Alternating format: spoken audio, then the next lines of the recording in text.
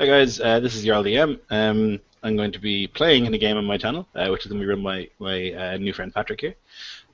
Got some cool players tonight. I'm going to be playing Gut Ripper, who is a level 8 barbarian half-orc bastard. And we're going to be playing a Spelljammer game. I should have mentioned that earlier, which I'm very excited for. This is my first Spelljammer game ever. So, you want to introduce yourself, Patrick? Yeah, I'm Patrick. I am part and run Third Person Nerds, which is just a place where we do podcasts and stuff like that. And I've been having fun playing with these guys lately, so I'll be your DM today. If Nelson, you want to go next? Yeah, I'm Nelson. I have YouTube, Facebook Infinite Roleplay. Today I'll be playing Crew. Crew will be a Warforged, singular character, but reskinned as 5 smaller Warforged. And he's going to be a druid, so let's see what fun we can have with that. This is also my first official Spelljammer game, so I'm going to have fun.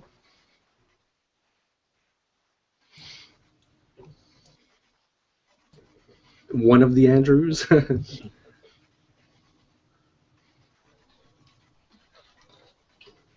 Andrew, Oh, you there? you man. Yeah. Mr. Hatter. Yes, I'm Andrew. I will be playing the Hatta today. What you would see is a small 3-foot halfling with a very large top hat on him, and he is garbed with a lot of watches on his left arm, and an elegant-looking trench coat and a bow tie. And that's what you would see.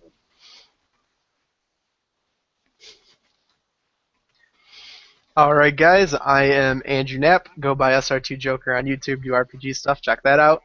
For today's game, I am playing Randy Wrath, the level 6 Battlemaster level 2 Bard that was a diva in Odin's court, but his rock was so righteous and he was so seductive towards Odin's maidens, he stripped him down to a human and cast him out.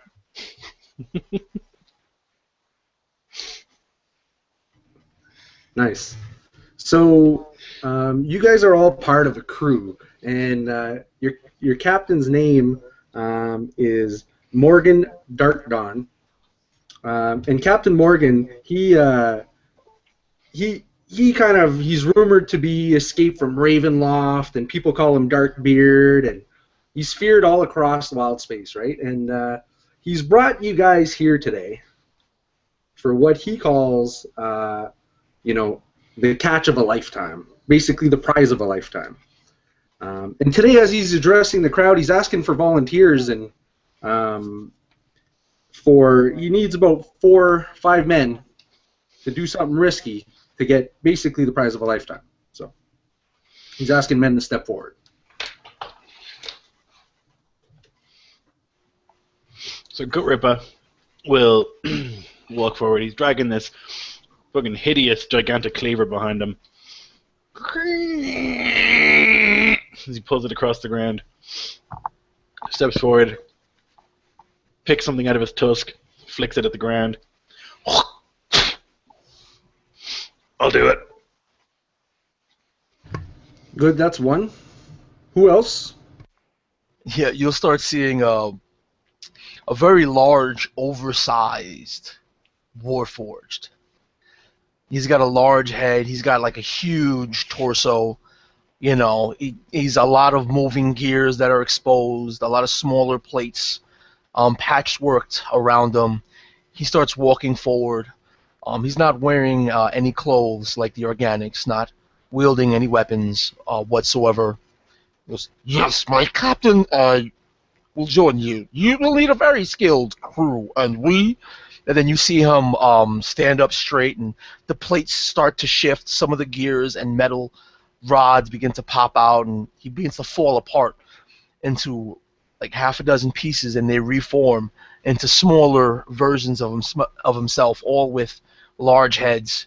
We are crew. We will serve you.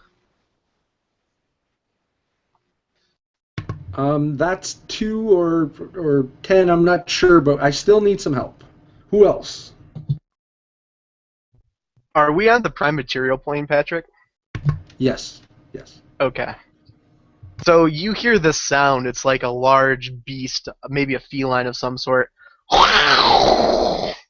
And walking out, swaying, is this large Bengal tiger with this man that looks heavenly riding his back.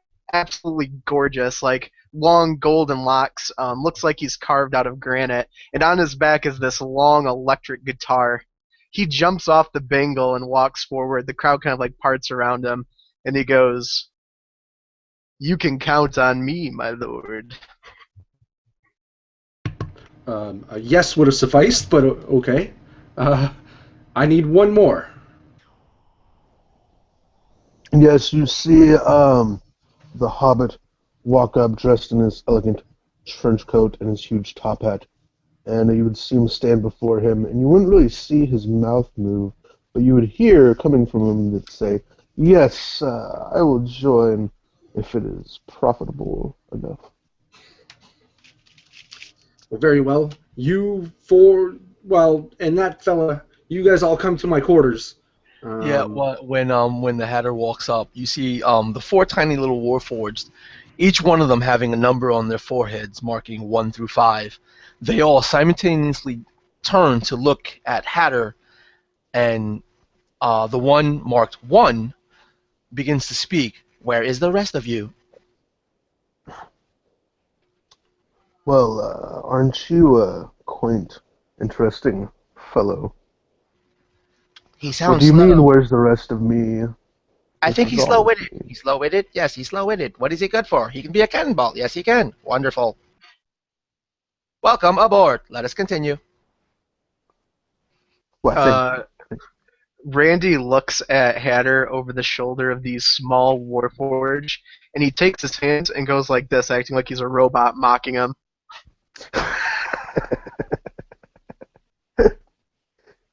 you see the Hobbit just have a grin go on his face. The whole time talking, you never see his lips move.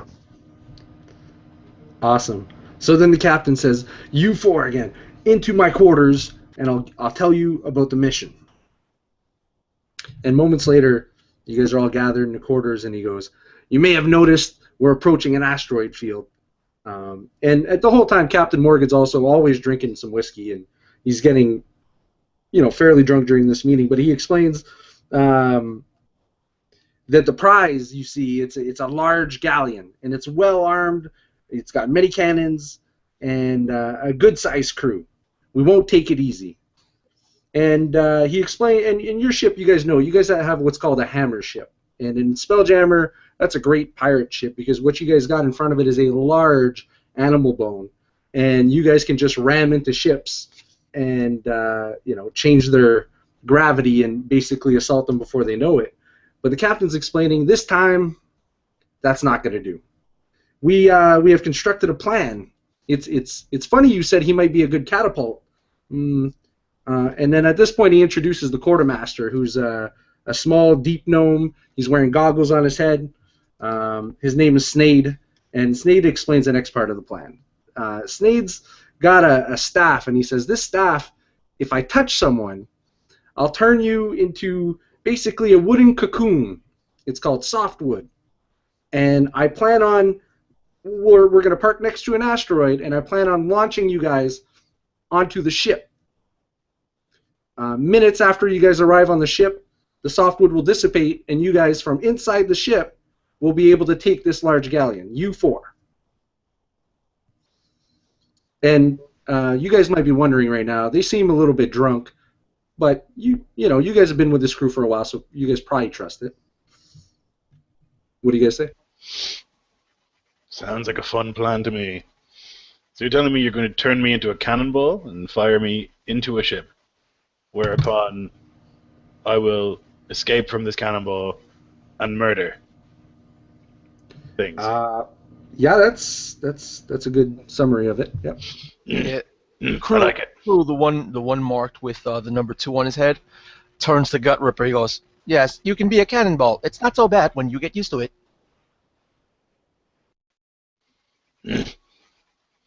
Yeah, fucking robots.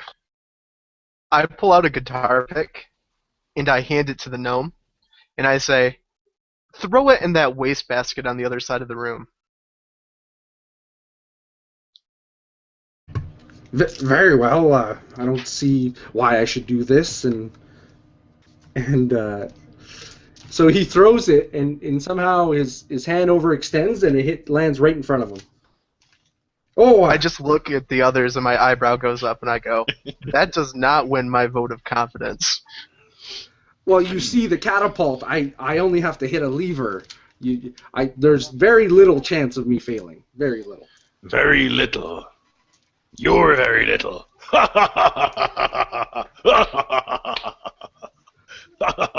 And he's like looking around for like anyone else to laugh with him. Yeah. The five members of the crew turn to you and go, We don't appreciate how you jest. That is so wrong. Why? We're little. Are we funny? We are not funny. Not funny at all. Do you see us laughing? We are not laughing. Why do you laugh? Fucking robots. These are interesting looking creatures you would hear coming from the Hobbit. And you guys have an hour. You guys can go into the mess hall, have a good meal, and if there's no objections, we will be launching you guys hopefully in the next hour once we see the ship pass by. Can we take a look at this catapult? I want to make sure it's in working order before you launch us into the infinity of space. Yeah, absolutely. If you guys go back out on the deck, you guys can go inspect it yourselves. Yeah? Okay. So as you take a look at, it's just a large, very, very large platform that is made to put these softwood type cocoons that you guys will be made into. And as long as the trajectory is planned right, you could tell mechanically, probably the most intelligent person here probably could tell, that it should work. It looks structurally like it might work. So I'll turn to the robot. It's the many robots. One thing you're good for, numbers. Is it going to work? Where do they point it at? Figure it out. the first crew mark number 1 turns to the other 4 and he goes, "You know what to do." No. Why? Yes, you. It's always me. Why is it always me? Shut up and do it, asshole. And the one marked with number 2 sort of begrudgingly walks to the platform, and then the one marked number 1 sort of shifts his enormous head to the side, and number 3 walks up there and pulls the lever, sending number 2 flying. So does it work? number 2's gone. So I missed that. Did you catch it? Like plan a trajectory, or are you just testing it and he's gone? He just launched them. He goes, it seems to work, Toothy One. I plunk away on my guitar the sound that's like 2 long wings. Wang, wang, after he fires them. A few minutes later, you'd see like a robotic-looking eagle with its wings spread and 2 jets coming out of its feet flying back. Okay. So it works. As you guys can see, I don't know why you guys doubted me. Kick. All right, let's get this fucking clown show on the road. I'm going to eat several bits of raw meat and then get ready to go. Fair enough. Yeah, all the copies of crew grab no food. They all go straight for whatever grog, whiskey, or wine is around. Have robots that run on alcohol? We will Yes, drink you under the table. amazing. Anyone. Do not challenge us. That is a man's drink. It's not for you. Give me.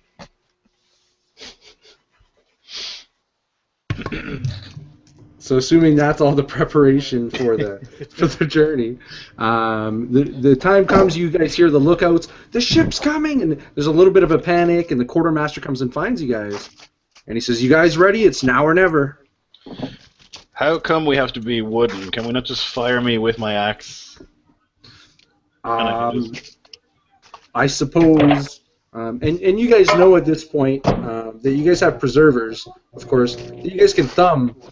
And it's kind of a little magical thing you guys keep on your belt that could give you oxygen for a day. So you could go out there without the cocoon. The problem is, if anything happens, there's no protection. With the cocoon, there's some protection, he explains. Hmm. So it's up to you. Well, Gut Ripper is not a fan of magic in general, so he's just gonna get in the catapult and hope they hit. Very well.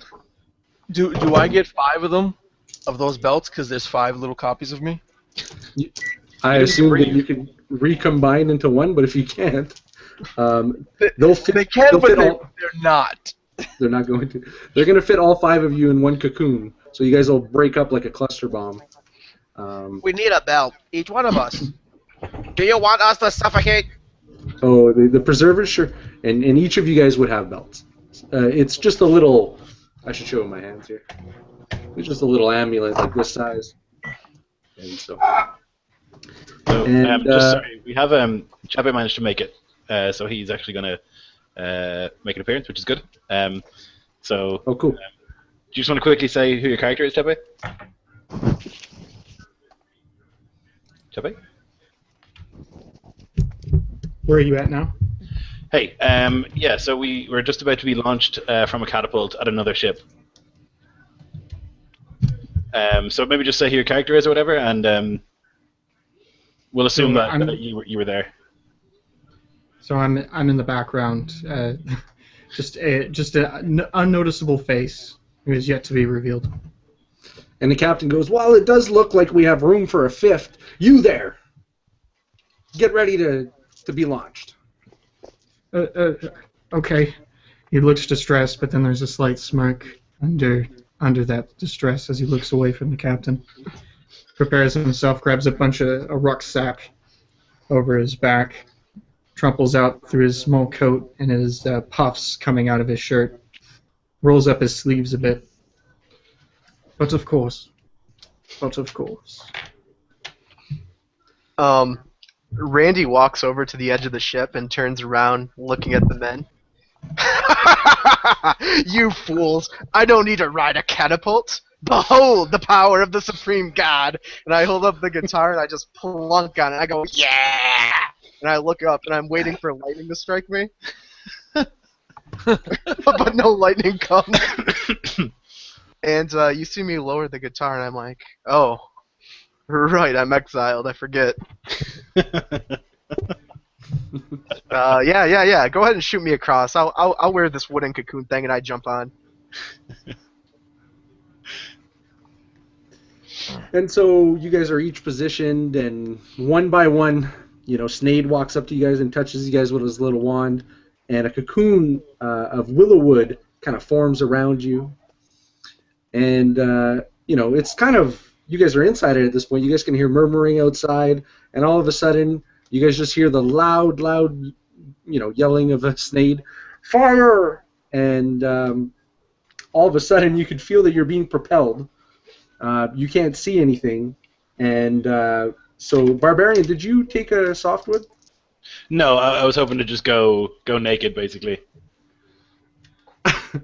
So, and I'll come back for this part. So basically, the trajectory is like this, right? And the softwood is the perfect weight. The catapult is made for it, and so everybody's gonna basically land on the ship as planned. But for the Barbarian, what you see on the deck of the ship is, about 16 men all on the ship. There's some in the hull next to the cannons, but there's 16 visible men.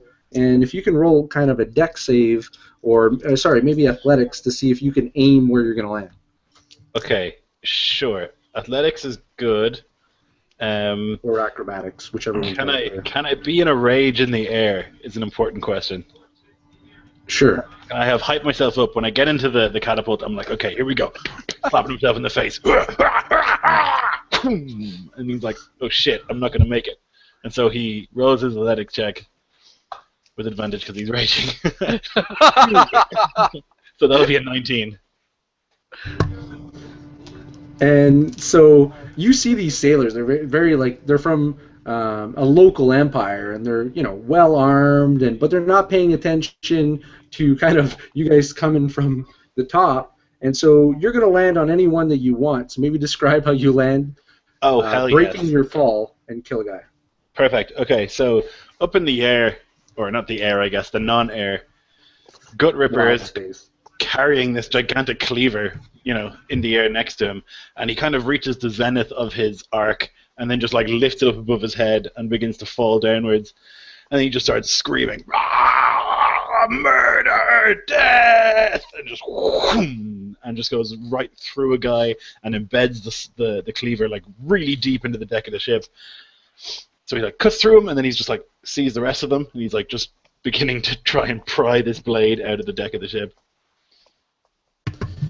And as you do that, obviously all the sailors are turning around, there's a bit of panic, and your friends have landed right in the middle of the hall, and your cocoons are starting to fade away. And you guys can kind of see what he's doing.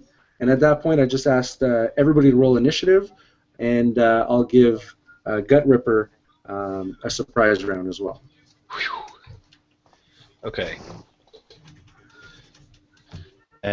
So it's gonna be 5 from Gut Ripper. Okay. I got a 1, but it's not natural. Okay. It's not natural. I swear it's bigger than it looks. Mine's is a 10 initiative. Thaddeus I is got a 21. The Hatter. Nice. And Thaddeus. 21. what was your character's name? Thaddeus. Thaddeus. And he's changing to try to look at. We had a glimpse of their faces before, right? On the other ship, before being launched into the catapult. Your friends here, or the sailors on this ship? The sailors. Do we get a good look at any of their faces? You would be right now as the cocoons falling apart, but you wouldn't have known exactly what they look like from your ship. No. Okay. Well, as it's unveiling, he's shifting his face to be like the closest sailor to him, preparing himself to pull the sailor into the cocoon. Cool. And we'll go to our barbarian here, who's getting a surprise round as your cocoon's all dissolving, and you guys are all go next turn. Okay. So, having hit the deck of the ship with such impact, he's actually really pissed about that. He's hurt his leg a little bit. He's and like it's just such a minor thing, but he's got such a psychotic temper that now he has gone into a frenzy. So he's like foaming at the mouth. His eyes are totally bloodshot red. He manages to pry the cleaver out of the ground and just rushes the nearest one, whatever it is. So the nearest sailor's 5 feet away from you. You could just turn around. He was the other guy's partner. His jaw is still slack, and roll the hit. Sure. Okay. So I'm going to be attacking recklessly. Okay. Wham. Okay. I reckon that's probably going to hit. It's 17 plus 7.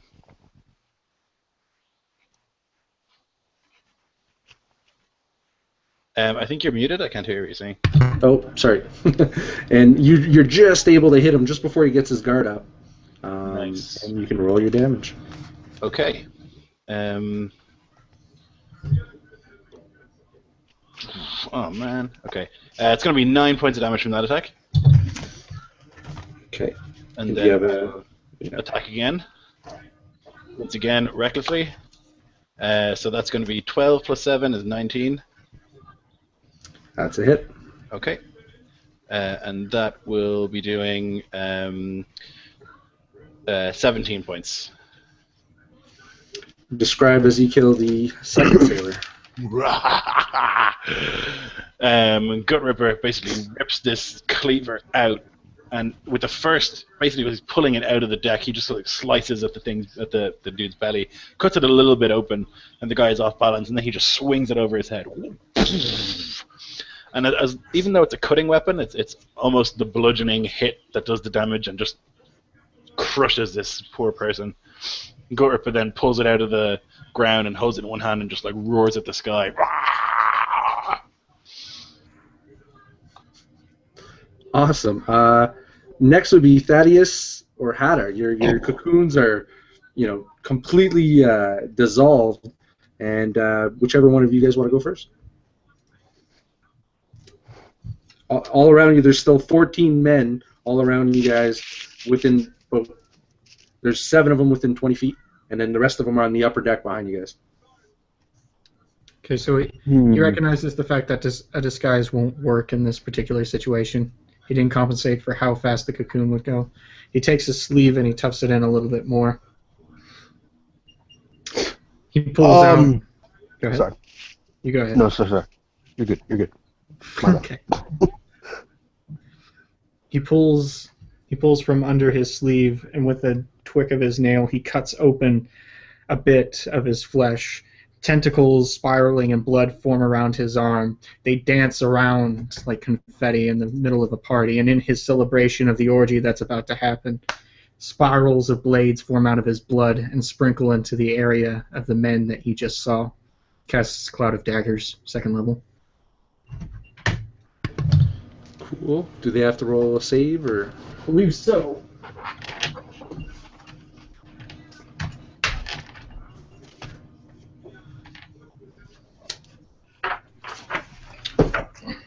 Well, 18. So. And Did how anybody else how remember much the of a save? range? Yeah, how much of a range does that have? Area effect.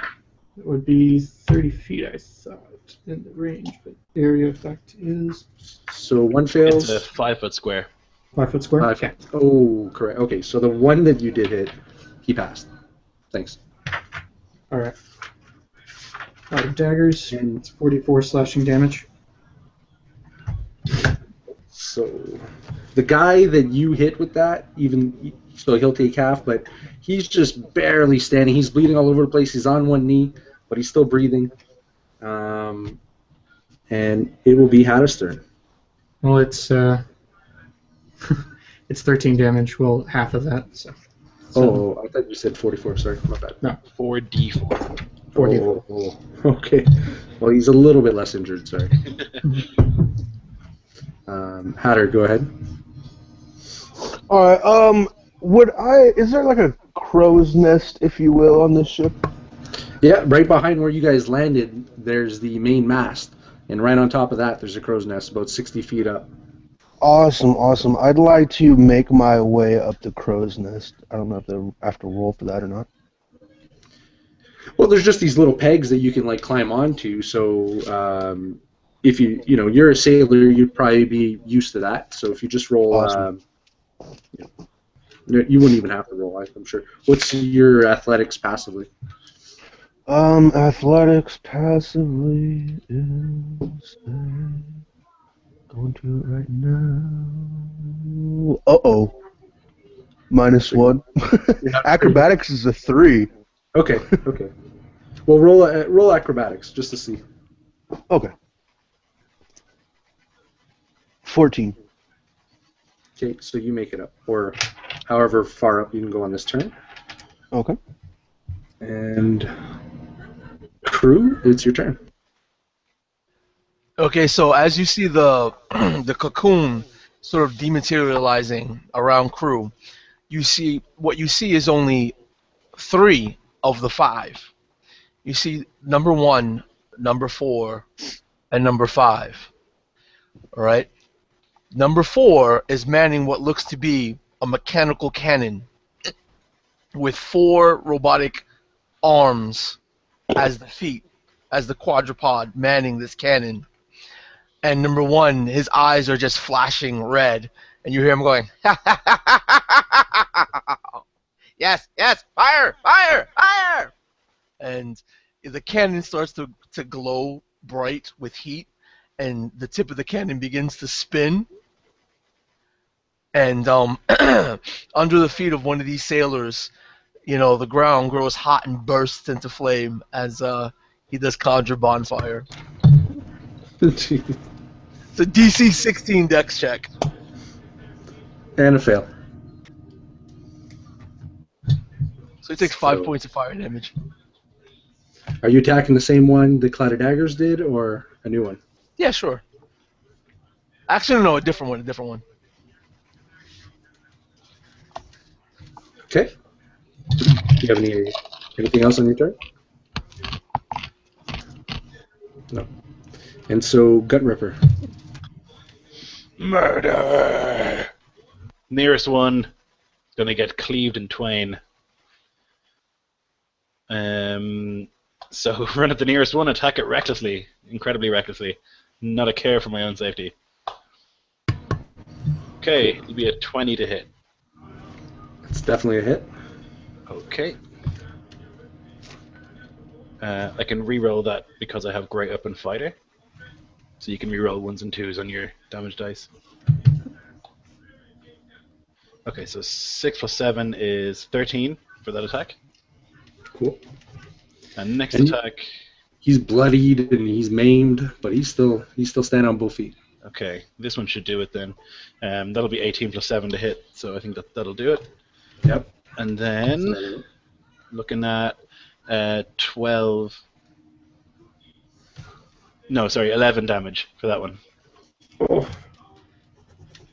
And he's standing and he's wavering and he's barely on both feet. Basically you get the impression you can just finish him, but you can't get out of turns. In fact, I have a third attack because I went to do a frenzy, so I can use my bonus action to attack again. And I will attack with my face. I'm going to bite him. So I'm just going to roll an unarmed attack. Okay. And it's a crit. Go ahead and describe how you bite this guy to death. So Gut Ripper basically has run up and kind of slashed twice with the sword, and you see him kind of teetering there, kind of trying to hold his swords up and barely doing it, and Gut Ripper just like walks forward, pushes his arms to the side, and just with his gigantic tusks mashes into this guy's face, tears it off, and just pushes him over. And then blood streaming down his face.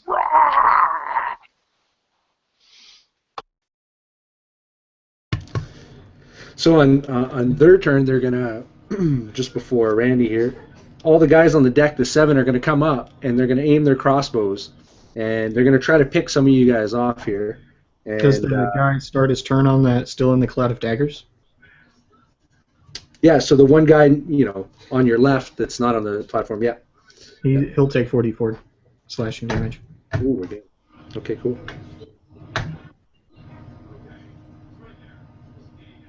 So that's 9. And just like the other guy the Gut Ripper just dropped, he's looking like it won't take much more to, topple him over. But like I said, the 7 on the upper deck are approaching you guys. They go as far as they can. They pull out their crossbows. And because Gut Ripper's already dropped 3, 6 of them are going to shoot at him, and the last one is going to shoot at Hatta. So I'm just going to... You have advantage to hit me. Oh.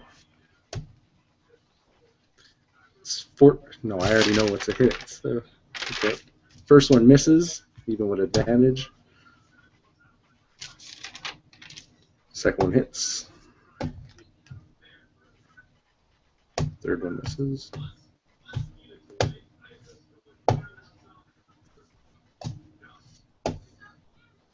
Two hits. Okay. Somehow. So. Is it? I resist. It's bolts, is it? Crossbows. Yep. So you'll resist it, and you take 7 damage from each. Okay. Is that resisted or? Yeah, you would be able to resist it in your rage. Oh, okay, right. So I'll take 4 for each. Yep. Sweet. Sorry, that's what you meant. Yeah, no problem. And we've got the one that's wounded from Clouded Daggers is going to run and try to get the person who threw that on him. And he rolls a nat 20. And you take 14 damage. Thaddeus.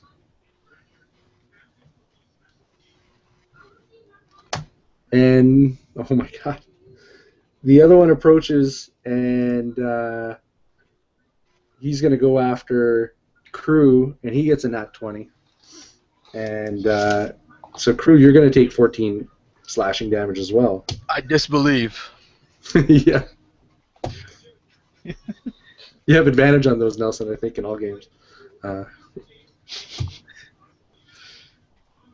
And the other 3 that are left standing are going to attack your Barbarian, and he gets 1 normal hit.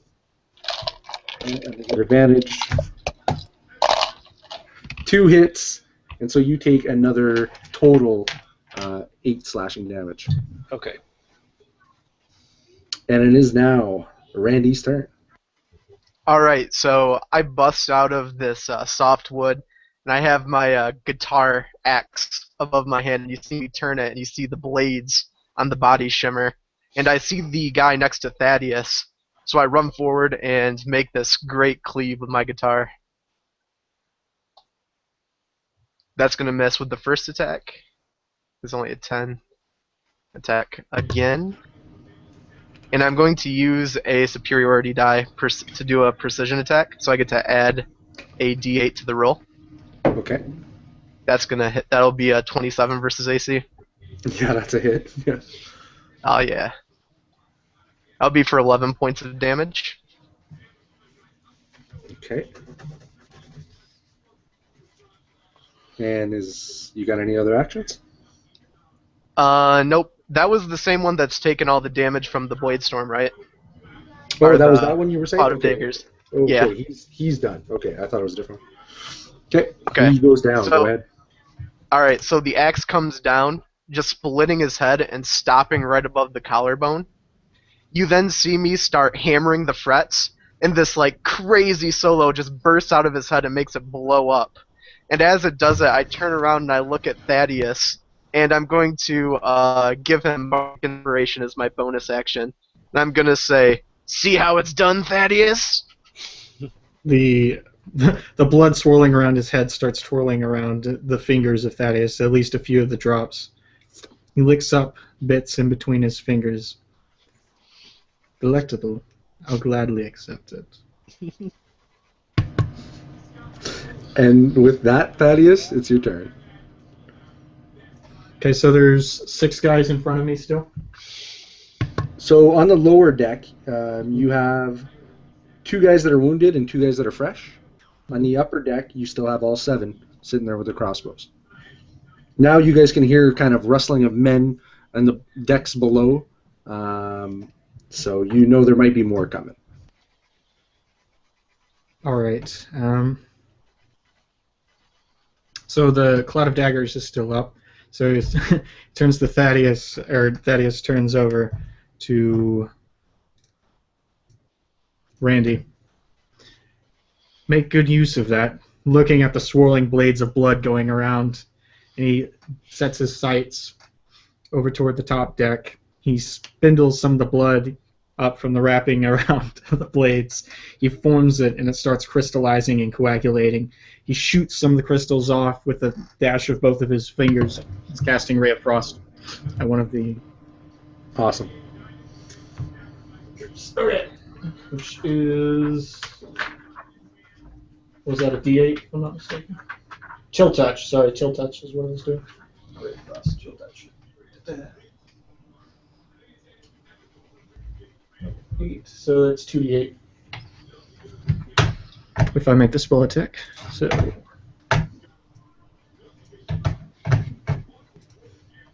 that is a 17. It's a hit. Okay. 9. 9 damage on one of the wounded or fresh guys? I missed One of that. the crossbowmen. Okay. So the spindles of blood, the shatters come in through the crossbows and embed themselves into the hand, and it starts bleeding out, literally, all over their hands. The festering of wounds starts filling the nostrils of Thaddeus. He's becoming intoxicated in his own spells again. Awesome. Hada, it's now your turn.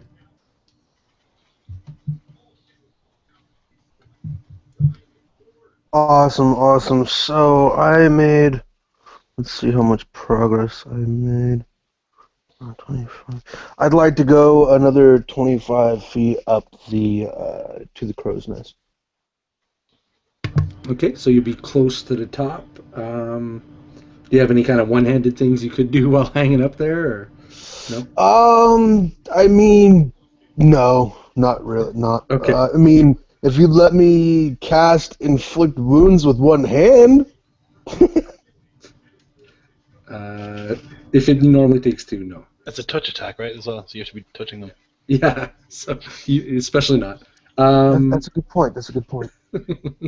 You can jump off, I guess. But yeah, crew, No, it's no. your turn. Yeah, as crew takes that hit, you know the sailor coming over and hitting him with such force. Mm. You see crew falls down to the floor, and as he does so, his body shatters into its constituent parts. Plates flying all over the place, springs jump up into the air. You see wires and gears and pieces of wood, the underlying structure. And with this, the other two small forms of crew look, and they just fall to the floor as well. Number one's head is rolling backwards, and then as it stops rolling, it sprouts a few legs underneath, and he goes, ah, ah, ah. And then all the constituent parts from all 5 members of crew start to roll towards the head. They start gathering up speed. The head is picked up aloft by this small tornado of just metal and wood and circuitry. And you could hear number one just laughing as you see it start to form.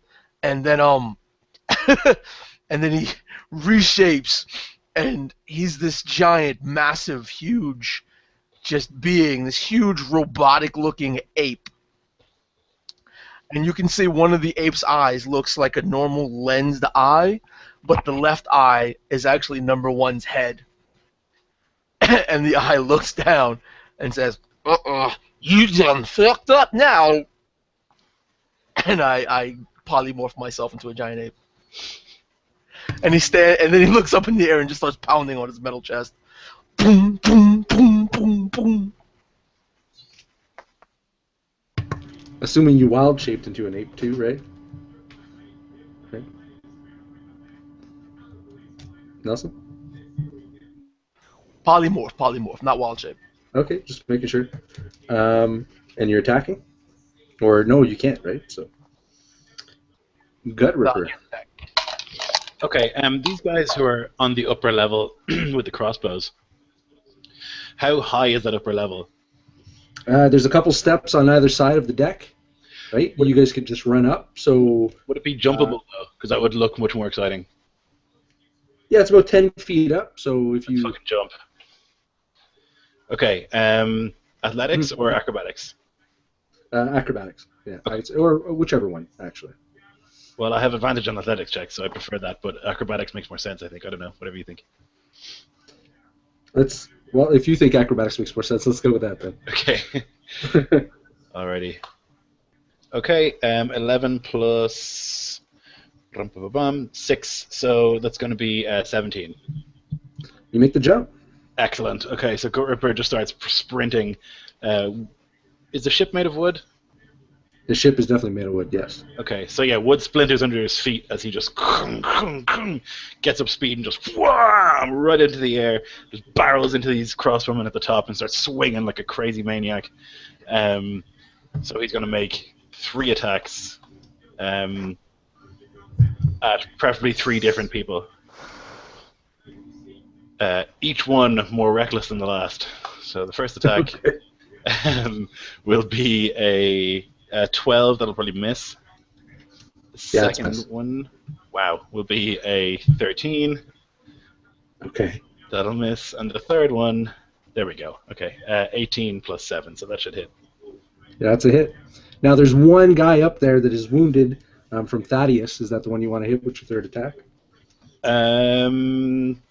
Sure. Yeah, let's do that. Okay, 11 plus 6, so 17 points of damage. Yeah, he's dead. Excellent. So Gut Ripper has basically leaped up into the air, barreled into these guys, but he was kind of slow swinging his big cleaver as he stands up from the impact. But eventually he gets his bearings and just like slashes right through the already wounded one. And again, he looks right into one of their faces and just roars. Blood and foam and spittle just flies into this guy's face. And hopefully he pisses his pants. And he pisses his pants and dies. Yeah. And and so now it's their turn. So the 6 on the deck put their crossbows away, realizing what's going to happen next to them. And so they pull out a short sword, and all 6 of them attack Gut Ripper. Okay, they have advantage, all of them. Again, yeah. First one misses. You're rolling those, so are they? Third one hits. Fourth one hits. Fifth one rolls a 1. So 2 hits again. And so you take another 8 slashing damage. Okay, no problem. And that's after calculations. And the 4 left on the deck, there's 2 that are wounded. They're going to go and they're going to attack Randy. First one rolls a 1. And second one rolls a 10, so I'm sure that's a miss. And then the last 2 left that are fresh, they're going to run over to Crew and try to fight this ape. 18 must be a hit on the ape. And I don't know if 13 is. Nelson? Yeah. 13 is? Right on the money. No, right on the money. Okay, so you take 14 slashing damage. And after that, it's Randy's turn. So these 2 that are on me, Patrick, how far are they from the edge of the boat? Or the ship? About 10 feet. 10 feet? So if I push them 10 feet, would that potentially knock them off? Or was that what I would think, at least by looking at it? Yeah, yeah. Okay. So I will quickly like half circle around them, so I'm angling them towards the side. And then I pull the guitar in front of me and like take a step back and jump and just go just like let out this high pitch whine on it. And I cast Thunder Wave and try to just smack them right off the ship. Nice. So Okay, that's so 16.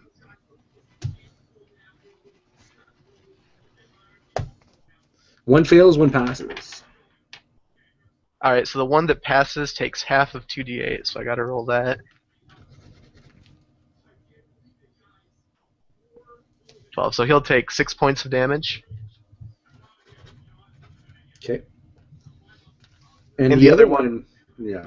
I was going to say he goes sailing off to the side. He thumbs his preserver because he's ready for it, but he's sent off in the direction of nothing. And the look on his face is panic. He's not going to be coming back. So what it looks like from my point of view is like I jump around, you just see my hand go down, and you just hear yeah, and like lightning just shoots out, forking, and thunder. You see the one just below flipping head over heels, flying out into the ether. The other one like manages to bunker down and grab himself as the wind's just hitting him, making him cower down into the corner. Awesome. And so now we're back at the top of the initiative. Thaddeus. He looks up at the crossbowman. He realizes he needs to do something more about it. He releases the cloud of daggers, the swirling trails of his blood that were shattering everything in the air. He whirls them again around himself, and he launches them, forming them together over at one of the crossbowmen that haven't been hit, that aren't in the attention of the barbarian that just rampaged all the way up that upper deck. So that's what he's doing. He's casting Ray of Sickness. Okay, and what kind of saves do they got to make? Ray of Sickness. They take I think 2d8 damage automatically, and they have to make a Constitution save. 14. And if not, then they get poisoned. 2 of them pass. The rest So of one them. target. Okay. It's just against one target. Oh, okay. So the first 3 rolls failed. So I thought it was another cloud thing. So he is poisoned, and let me know the damage. Means he has disadvantage against all attack rolls and ability scores. So. Yep. That's what I get for forgetting spells, just jumping into a game.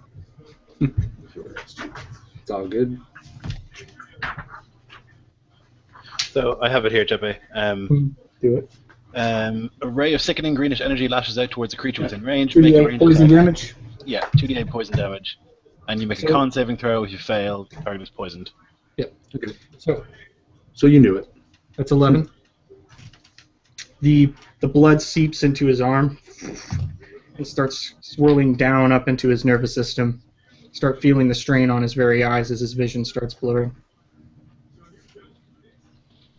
Awesome. Hada, you can now make it to the top. Oh, joy. I will make it to the top and put down my hat and prop my kind of self onto it and aim with my short bow.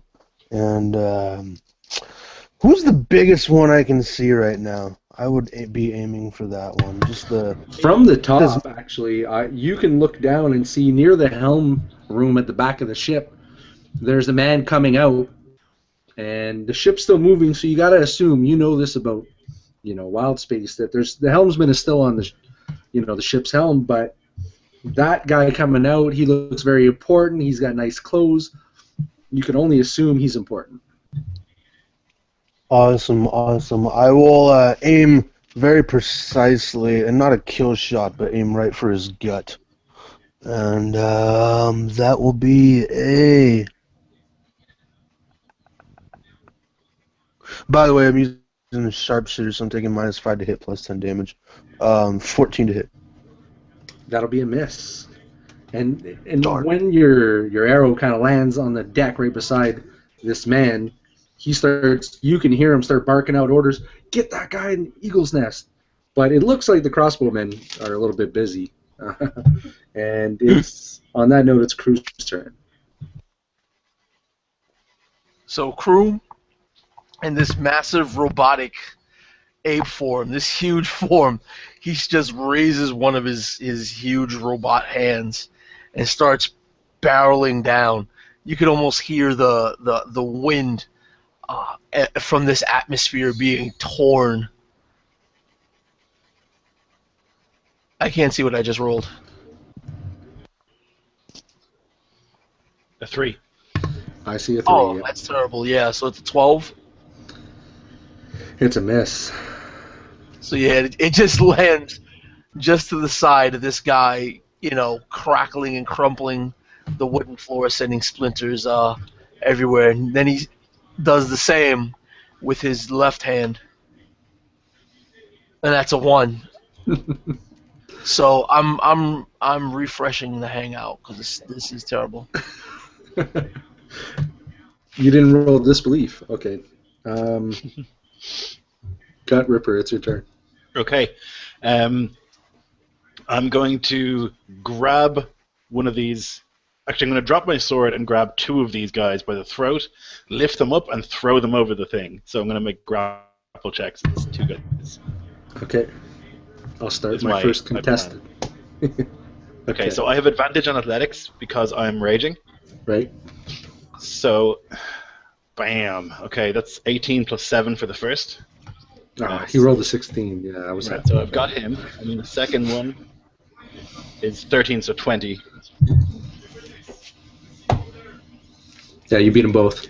Okay, yeah, so like I said, I drop the cleaver and I just reach out with my big gnarly hands and just wham, wham, grab these 2 guys. Like the Undertaker going for a chokeslam. Lift these guys up into the air and I want to throw them over the little thing that I jumped over. So they're going to fall about 10 feet. Ideally. Actually, what am I doing? I'll just walk to the edge of the ship and throw them off. That's what I was thinking, but okay, retcon. That's what he does. And he throws 2 guys into the ship and describe the look on their faces as they're floating away.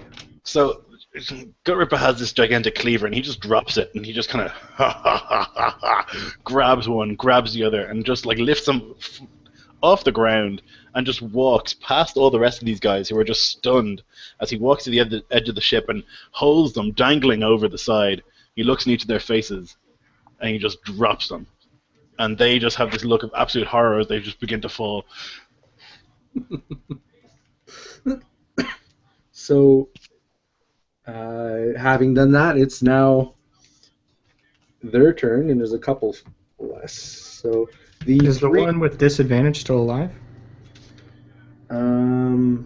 The one with the cloud of daggers, or no, No, poison. the one who was poisoned. He is still alive, barely. There are 3 crossbowmen and that man left, and they all approach Gut Ripper. The guy who's injured, he's just going to try to shoot with his crossbow. The other 3 are going to attack. Okay. And crossbow. Well, it's advantage again, right? Oh no, not advantage I this turn. didn't recklessly attack last turn. So his advantage cancels out the disadvantage. There's no. And they, well, for poison, the other one was poison. But either way, with all that factored in, they all miss on Gut Ripper. The 3 left on the deck, or 4 still, are going to attack Crew. Wow. I need a good roll. 2 1s and 2 misses. And so they can't touch even an ape. So Randy, it's your turn. Alright, so I see them over there attacking my mechanical ape friend, and one of them I see a little bit of fear, a little bit of panic, because things aren't quite going their way. So I lower my shredder, and I walk towards him, and he kind of turns to look at me, and I hold up my thumb, and I go, or my pointer finger, and I go, shh. My gold hair is flowing in the wind. Lay down. Play dead. We won't kill you. You might make it out of this alive. And I'm going to roll deception. Nice. It would be a 17 deception. And he looks at you and he goes, okay, what do you want me to do? Just lay down, drop your weapon, play dead.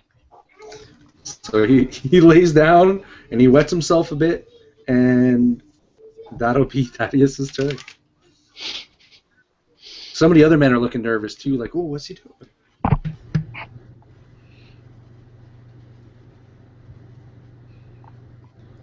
Thaddeus' turn? Yes. Can I coup the guy in the same turn? What do you mean by coup? Like hit him?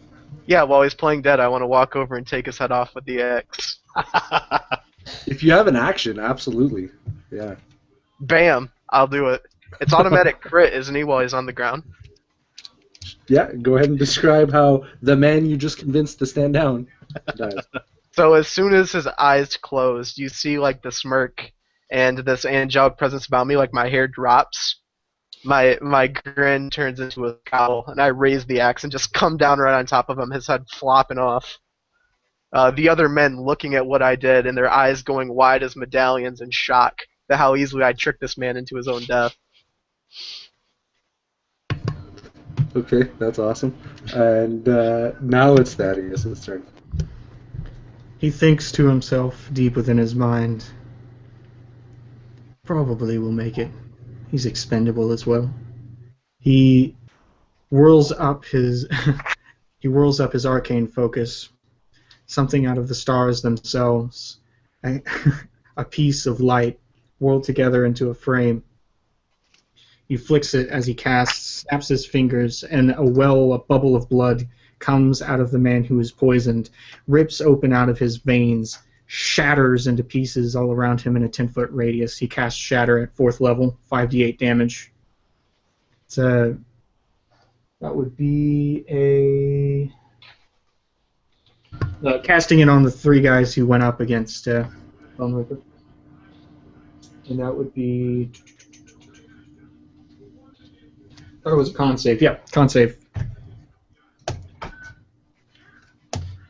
Con One save passes. 14. Yep. 2 fail, 1 passes. Right? 5d8. I still have a feeling they're all dead, but yeah.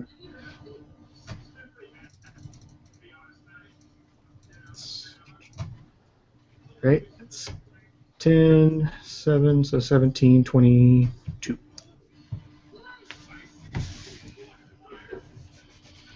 all three of them. Well, the one that you do half damage to, he's looking almost better than the other two. But the other two are down on their last legs.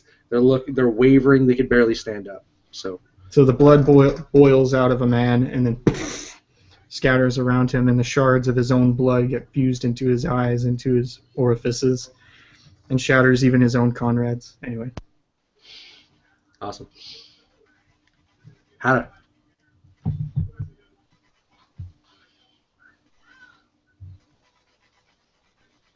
Andrew. Hannah. It's your turn. Yes. Awesome.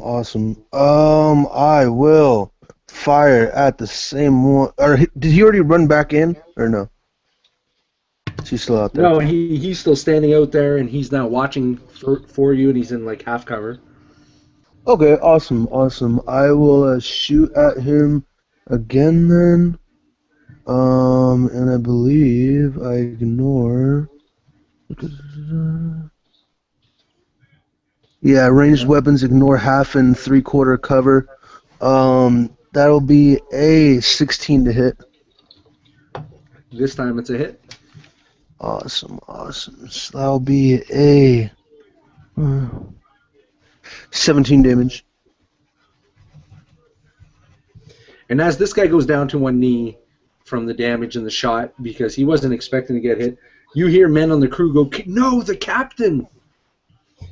And it's Crew's turn. Crew, this huge metallic robotic ape. In between the metal plates, you can see gears turning, whirring. He crouches halfway the deck of this ship, the wooden deck, crying out in agony and pain under this massive weight. He jumps up, shoots his legs straight backwards, his arms straight on either side, as if he's about to take flight, and then just tilts forward, casting a massive shadow at the 4 people right in front of him, and just splashes his huge form on them, letting his hands or arms, swing off the side of the ship if the ship is not big enough. Awesome. I don't know how to do that. You want to roll to hit or do? Well, I'm a literally huge creature. My size category is huge. Okay. So you tell me. Let's do. I don't know. You just want to jump on him. It sounds like so. Let's do an acrobatics. Let's hope your aim is good. I don't know. I guess I jumped off the ship. 16. 16? There's no way. You rolled a 7? Yeah. Yeah. Okay. So you have +9? +9. Okay. I'm rolling disbelief, but okay. And you land on all 4 of them then. You're smiling too much. I'm not sure. No, it's just the notion of this enormous ape. I don't know how big the ship is. I don't know if my arms are actually swinging off your arms swinging off the side. Yeah, from where you are on the ship too, it's the most narrow part of the ship. You're at the front, so your arm, legs, something's gonna be hanging off the side. Does the ship tilt slowly downwards and then slowly back up a little higher than it should before leveling back off under the weight of what I've just done? Sure, absolutely, sure. You said you're huge? Yes. Yeah, so yes. And the thing is with the ship and the gravity in Spelljammer, just real quick, is always on the long axis. So for everybody on the ship, they can kind of feel it and see it, but gravity remains the same. So it just kind of creates a cool visual effect for the moment. And if that's the end of your turn, we'll go to Gut Ripper. So, looking around, now weaponless, just looking for anything to murder. What's nearby? There are 4 extremely weak-looking, almost dead crossbowmen. There's 3 of them around you. You don't even have to move. They're very near. That's great. Okay, I would like to once again just pick them up and fuck them off the ship. Because seeing my weapon is not within reach. I mean, that's my only option really. So, Oh. what's the most dramatic thing I can do? I think maybe I'll try and.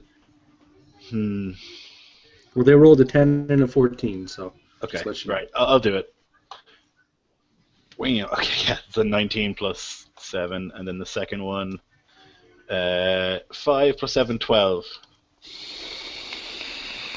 So the one you're wrestling with, he kind of fights you off, but you've got one by the collar, and you're free to do what you will. Okay, I'll actually pick him up, and I will throw him at the other ones. So you said there were 4, right? So I'd like to pick him up and throw him at the 2 that I hadn't been wrestling. So with the idea of just like knocking them over. Okay. We're going to call this An attack roll, I guess? ranged weapon you're not proficient with. Okay. You're throwing a human. Maybe you're proficient. I don't know. You're barbarian, but let's say you're not. So that'd be 10 plus. What's my deck? 3, so 13. 13. So we'll say you hit 2 of them, but one of them's able to kind of dodge out of the way, and 3 of them now go twirling into wild space. And if you want to add any flavor to that, go ahead. So just a relentless destruction machine. Gut Ripper just, after grabbing one of them, trying to grab the other, and he just escapes him. He's like, okay, fuck this. He just picks the one up and just flings them at the other 2, and they all just go careening over the side and into space. And he just looks at the third, at their last remaining one, and he just grabs his loincloth in his direction and just looks at him and just kneel. And at this point, the men are actually, it's their turn. The men are all really scared. They would like to lay down their arms, but they're not sure what's going to happen when that happens. So they're looking at their captain, and the captain now will approach Gut Ripper, and you just say, "You've killed all my best men. Could there not be a deal?" And he's trying to barter with you at the moment. So Gut Ripper is psychotic raging at the moment, so he's probably incapable of speech. So he's just going to go, kneel. And the captain kneels and he goes, "Just spare us. We're just the shipping crew. We weren't prepared for this. And please spare me at the very least." Okay. Are we still in combat? At the moment, the men are all looking at their captain and they're kind of waiting to see what happens here. Well, if he kneels, I'd signal the rest of the group of murder hobos over here. But making sure that I want to remain as pissed as I am, I will pick up one of the other men and just hold him in the air by his throat over the edge of the ship, just in case anyone tries something funny. And so now you guys are all brought forth in front of the captain. Sorry, go ahead, Andrew. Do these fools in the back still have weapons in their hands? They'll kneel and they'll go down, but they've got daggers on their hips and they're sailors, so they're Up in the bird's nest, I'll just like to ready my bow, rested up against my hat, and just keep watch. I'm going to hold the guitar up in the air in front of me and say, "Disarm yourselves completely and push them towards me, and we will spare your lives." You want me to roll deception? Sure. Yeah, because I was going to roll to see what they do, but yeah, go ahead with deception. It'd be a 21. Okay, so each of them put their weapons and they start pulling weapons from areas you guys didn't even know from their boots, and each of them got like 6-7 weapons left, and they push them over to Randy. The captain at this point is doing the same, and he's begging for his life. He goes, "You can kill them if you want, but I'll give you guys the treasure if you spare my life." So this guy I'm holding over the edge, I'll actually bring him back onto the ship and drop him, and then I'll pick up the captain by his head. So grab him by his head, and try and lift him up. And he's not really fighting back, so I'll let you do that. Yeah. I'll just, right in his face, just say, "You sniveling, mewling coward." And I'll look at Randy, and I'll say, "This one deserves death." I will start playing murdering music. You just see me hold up the guitar and start just plucking out a nice little ditty. So I will. You hear me yell from the crow's nest, ask him where the treasure is first. What I'm gonna say to him is, avert your gaze, men. Stare at the cabin. And I'd like to intimidate him. The men or the captain? Just the men. Okay. Because they're watching what we're doing to the captain. I'm just gonna order them to turn and avert their gaze. Oh, it's not good though. Wait, can I assist him? Sure. Like when I'm standing up, and you're seeing all the blood just, covered all the metal plates in the front, bits of people and organs sort of oozing down his metal ape form as he crushed them into just nothingness beneath him. And then he's going to stand up, and as he's saying, avert your gaze, you just hear the massive echoing pounds of this metallic ape's hands on his metallic chest as he's telling them to avert their gaze. So that's me giving him a hand. So you want to roll again, Andrew? 21. And half the men piss themselves, they're all really worried about the ape and you, and the other half they all turn around though and they avert their gaze. All right, it's at that point I start playing the music, and I'm playing it very loudly so they can't even hear what's happening, and I just look back at at Gut Ripper and just nod as I'm going into this wicked solo. Crew is actually trying to help him with that too. He's trying to keep time and give him some bass timing every time he's pounding his chest. Can Thaddeus do something real quick? Go ahead, yeah. He wants to. Well, I'm asking. No, of course, yeah. So, how easily is the blood seeping into the bow of the ship? There's over 10 dead, so there's blood on every inch of the top deck, really, at this point. Splatters of it, large pools of it in some areas. And where you guys landed, there were stairs going down. Then now some men are poking their heads out, and they're also listening and averting their eyes. But there's blood going down the stairs, going down the hatch, going down everywhere. So you would imagine if you went down there, there'd be a little bit of blood streaking. Okay, so do we know automatically what kind of treasure this is? Is that of any relevance? Your captain knew that these guys had treasure, so you had missed that part, but your captain knew that this was going to be a good haul. He doesn't know exactly what, though. Okay, do these typical type of vessels have a particular kind of treasure? If you want to roll... Because it's a cargo hold. Yeah, if, you're a sailor, if you want to roll a kind of history or something like that to see if you know if there's any kind of default. Okay, so I was wanting to roll history if there is a default, and I also wanted to roll an investigation to see if I can notice the patterns of blood, because I have a connection to blood, and see how it seeps into the folds of the ship, so I could estimate where it would be based on how the ship typically would work. Awesome, okay. So 2 rolls then? Yeah, sure. I'll use my Bardic Inspiration die for the first one, which is a D8, right? Yeah, at your level should be, yeah, I think. It's a D6 for me because I'm. Oh wait, actually, it doesn't go by Bard level. Oh, it does go by Bard level. Never mind. Yeah. First D6. Okay, so that's only 1, so that's 19.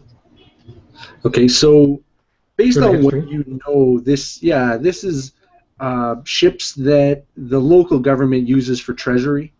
So normally you should expect a large amount of coin, maybe some gems, and Okay. Magical Can I do items the that people store. Yeah, go Can I ahead. do the investigate roll for where it is? Yep. Okay. Sorry about that. Oh, no worries. Right, that's a 21. Okay, so you could estimate based on the patterns in the blood as you described that the underneath the main hatch right in the center of the ship. If you go down there and go down all the way down the stairs, but in that direction, right in the middle of the ship at the bottom is normally where the cargo hold is on this galleon ship. So I look down at the trail of blood and I see it seeping down. I can imagine it in my mind's eye. The flow of crimson running down the brown, seeping through the labyrinth, making its way down to the deep treasure, as if it's a serpentine dragon making its way to its own hoard. After this image in his mind, he glances over and yells at Gut Ripper. No need for him anymore, I know where it is. So I'm holding this guy by his head, and I will just smash my head into his head, and just continue to do that, powdering his nose, and just getting more and more violent as I do so until his face just caves in. And then eventually I'll just toss him over the side of the ship as if he's not important. And there's two men whose eyes were averted just like Randy had told them, but they were looking out in the direction. Did they see their, captain's whatever remains floating out into the distance? And it goes into their peripheral vision, and you hear one of them scream like a woman. I look up towards the crow's nest, and I yell, "Execute!" above the music. Awesome. I will, if you would allow me to take out 2 arrows, aim true, and shoot both of these men in the back of the neck. Let's do it. Awesome.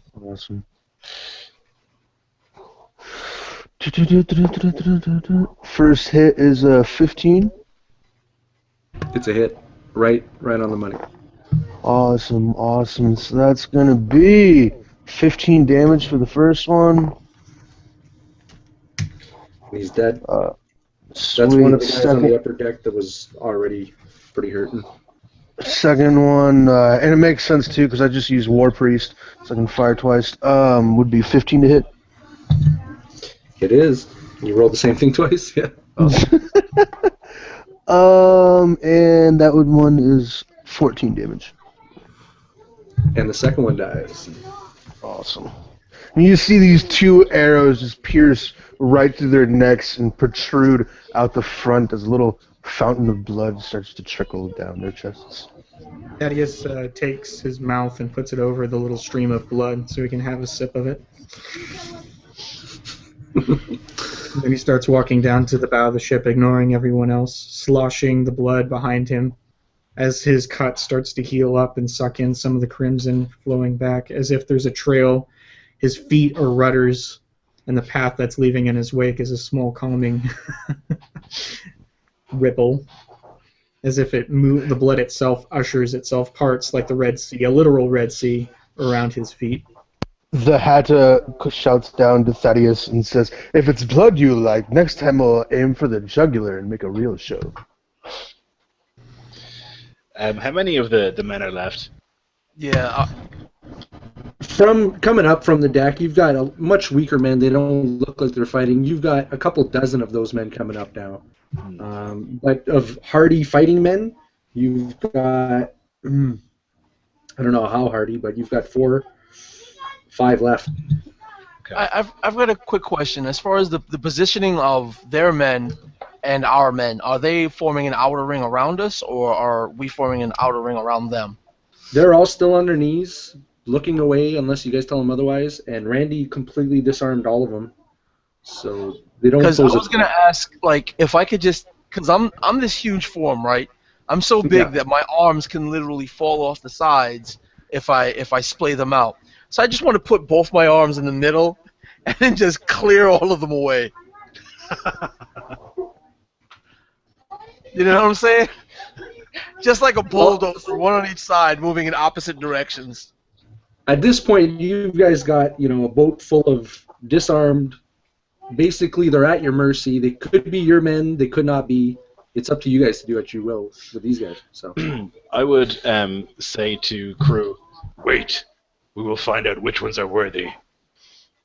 And the 4 remaining fighting men, I would walk over to Randy and say, give them all a sword.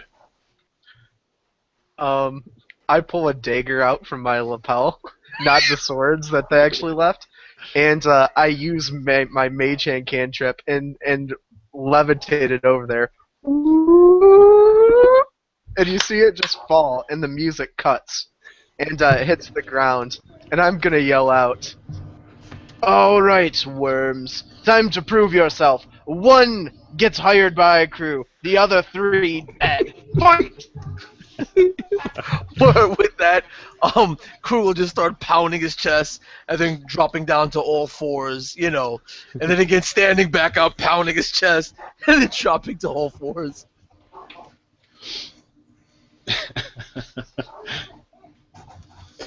minutes later, one man is left. There's more blood, and he comes to you and he goes, "My name is Zool.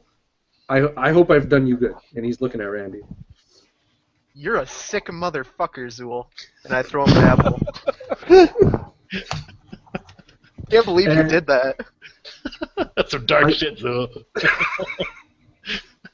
I say blood falls from my mouth as I'm eating one of the corpses. That's some dark shit, Meanwhile, Thaddeus is arriving at the bottom, and what he sees when he opens the door is a sea of gold and gems. The cargo full is at maximum capacity. The captain was right. This is a prize of a lifetime. Oh man, okay, that's great. Crew in his huge ape form is copying Gut Ripper, but he's not carving off pieces. He's just picking up corpses and like tossing them in his mouth, like whole handfuls of corpses. Just. And Thaddeus, at that moment, the captain, he enters the cargo, he catches up with you, and he looks, and the captain, he's been drinking all day, and he's stroking his white beard, and his eyes are huge, and when it finally hits him that everything he's worked for is finally going to happen, that everything he's been through, you see like a twitch in his eye, and moments later, he falls flat on his face. Yeah, he wasn't getting that gold anyway. We've got our own ship now. And the quartermaster comes in, and he's alarmed. And the captain, and he checks him, and he rolls him over, and he looks up and looks at you, Thaddeus, and he goes, the captain's dead. He turns and looks at the face of Captain, studies it. He looks one glance at the quartermaster, and in one swift motion, a contortion of blood as the facial structures change. He has the face of Captain. What about the captain's dead? What's happened? That's quite the trick. There's no trick. So you will assume the place of the captain, but what if the men find out? The men won't find out. You'll take them and leave. I think we're perfectly suited for this ship. I'm sure Gut Ripper and Randy and crew will say likewise. Well, that's absurd. But Take a small bit of gold and leave before I kill you right here. And the deep node is thinking for a second, and how much gold?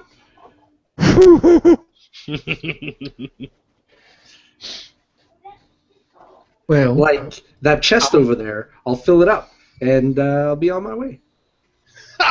I'll let you take a bag. Well, there's still 30 men on the ship. If I go back with a bag, they'll kill me. That's not my problem.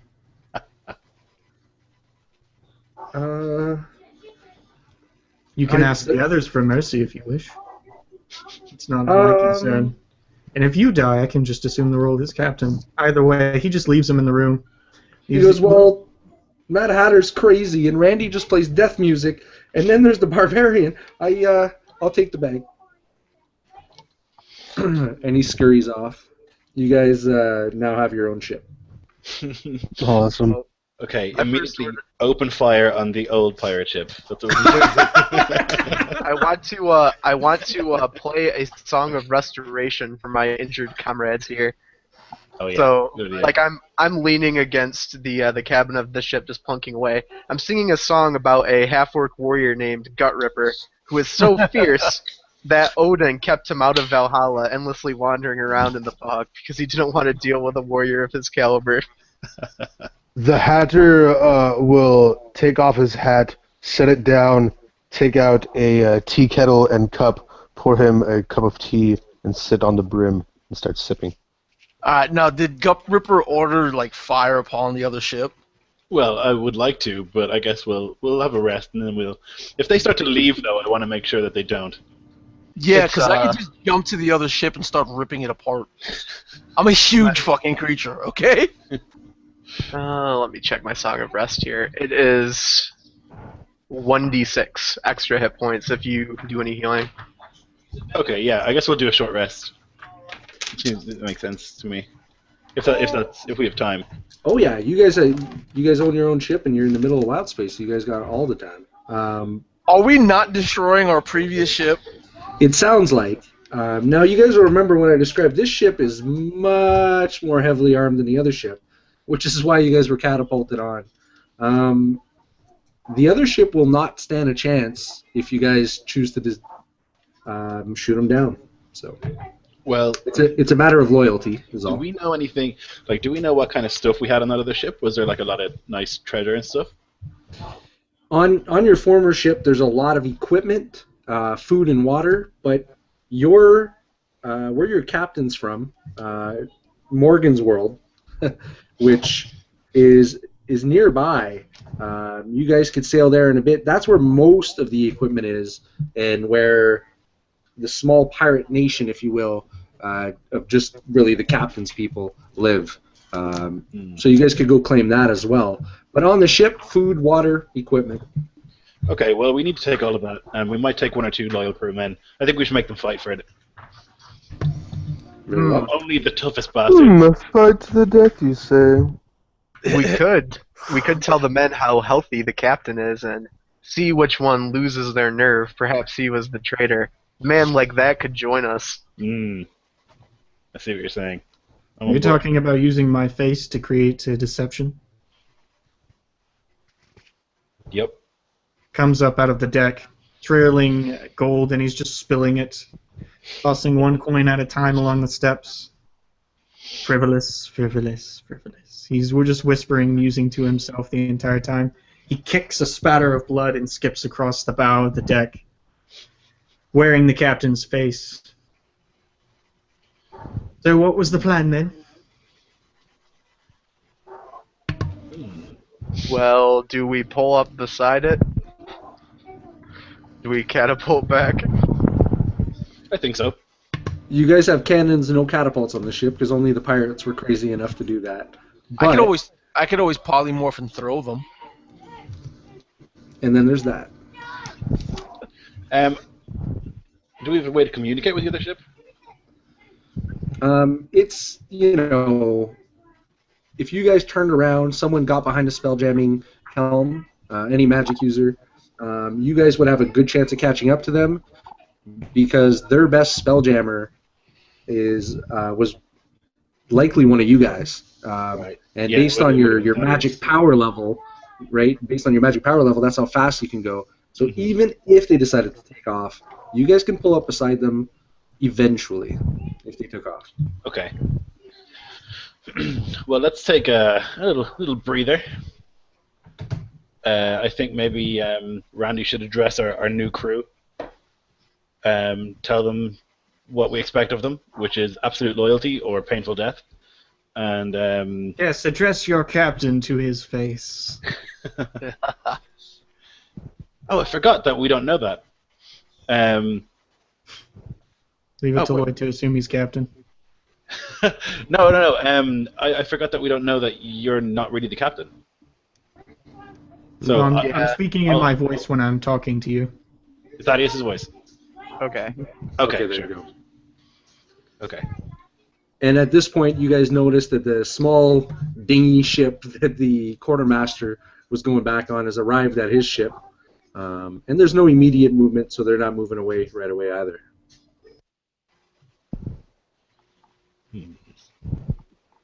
I told So, him I would let him get away with a bag of gold. He starts smirking. He he piddles with the blood and he dances it between his fingers as they jiggle around. He starts making smaller orbs and other orbs orbiting around it, the different crimson having different shades as he manipulates the levels of oxygen, creating his own planetary systems to muse with. Nice. What do you... So, are we going to kill them? Keep them? More death. I know what you want. Crew? Hatter? I'm always, death, sure, why not? Yeah, As he crew at, sips on his tea. Good. Hatter, are you in the crow's nest because you're trying to keep an eye on stuff? Or are you just chilling? I'm just chilling, sitting on my hat, drinking some tea right now. Okay. Thought I'd check. crew at this point would have, since we all took a short rest, right? Yeah. So yeah, at this point, crew would have shattered down back into his 5 constituent parts, and crew, when you're posing the question, shall we kill them or not? Number 1 is saying, well, the more, the merrier. Gold, that is. Ha ha ha ha.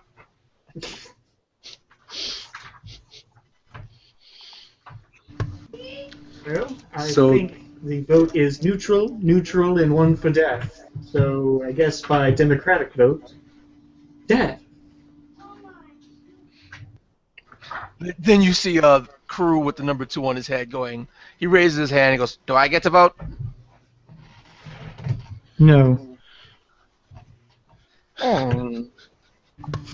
It seems you guys have a captain, and so it sounds like you guys are going to attack. So what's, you guys would know this as sailors of wild space, and that it's going to take 15 minutes to get the ship going. Someone's going to have to get behind the helm. And what's the technique? Are you guys going to just approach them and chase them, or is there anything else you guys are going to do? You guys have cannons, all sorts of other options. Ideally, we'd approach under the guise of friendship, I think. Okay. Well, crew is going to speak with our new captain, and says, if we line up with them, I could always inflame their, the part with the cannons, and we could kill anyone that wishes to broadside us. And your old ship is smaller and has the 2 cannons, 1 on each side. So it does have, you could do that. Yeah. The other ship has 2 cannons. That's it. Yeah, the other ship, that's why you guys use the catapult. It's much more, you guys are Okay. completely overgunning that ship. Yeah. And are those, since it only has 2? Are they on top of the deck? Are they deck-mounted cannons? They're right below the deck. Like they're, kind of on the side like you would see in some sailing ships when they're above the water. They open a flap and there's a cannon. And Oh they're hell, built then I like- could just bonfire that one area. Nobody shooting nothing. It's all wood all around it. Yeah, you're right. Randy looks at you guys, and his hair is just magnificent, blowing, and he switches the tune he's playing to "In the Halls of the Mountain King." It's very slow, ramping up and tricksterish, and he looks at Thaddeus and says, "Why don't Thaddeus and I go over and deceive them into submission?" Then we'll have... and he's like counting on his fingers, and he holds up the 4. two ships!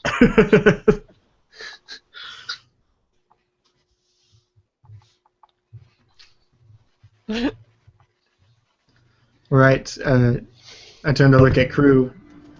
Why don't you get ready your flame in case anything goes sour? Licking the different planets.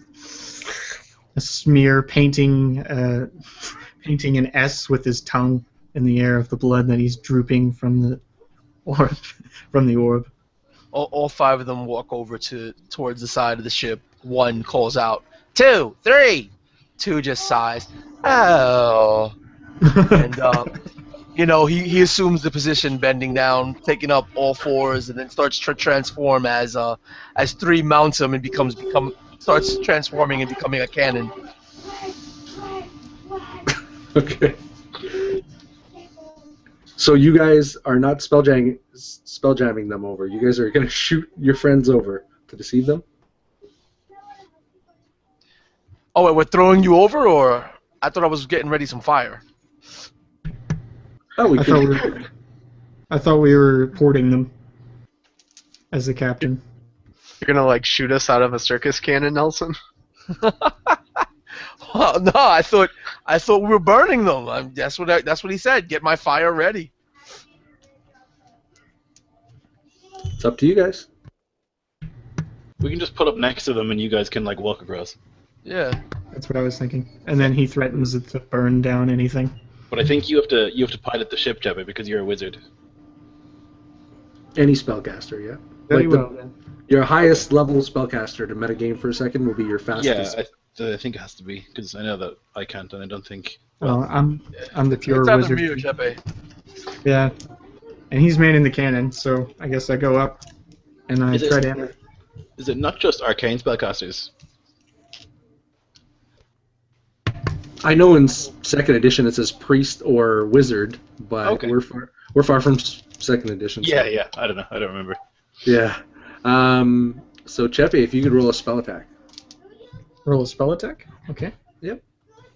Basically, to give you an idea, as you're rolling that, as you sit on the helm, 14, and you're used to this, you would have been the pilot on the ship previously, and on your ship, but when you sit on it, you can feel the entire ship.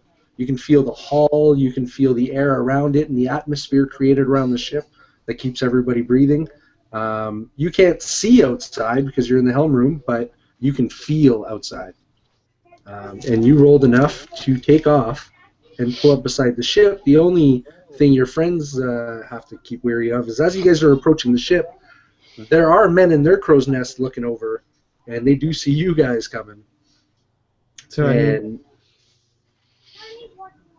I'm the one wearing the captain's face, so I have to unpilot the ship in order to get over. I can stand on the edge and wave my hands like don't fire. Yeah, I could pilot the ship because I'm also a spellcaster. so after you get a really good takeoff and everything's going smooth, you can swap out and continue with your plan. All right. So as you guys approach and you guys are 5-10 feet away and you guys are saying don't shoot, and they know you guys got the gold. They're sitting over there debating how to reconcile with their greed or their survival. And when you guys pull up, you guys can walk on the ship. And Do they know that the captain is dead? well, you've got the deep gnome. You can only imagine. You don't know, but he knows.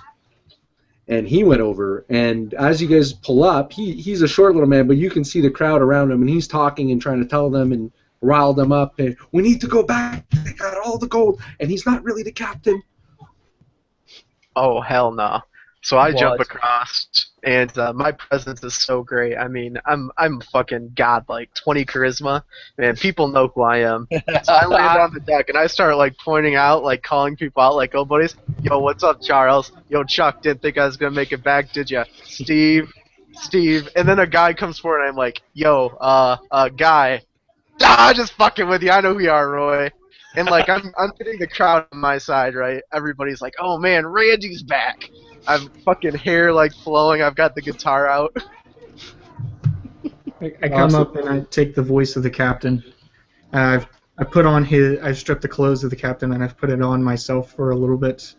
Not my preferred clothes, but is what it is.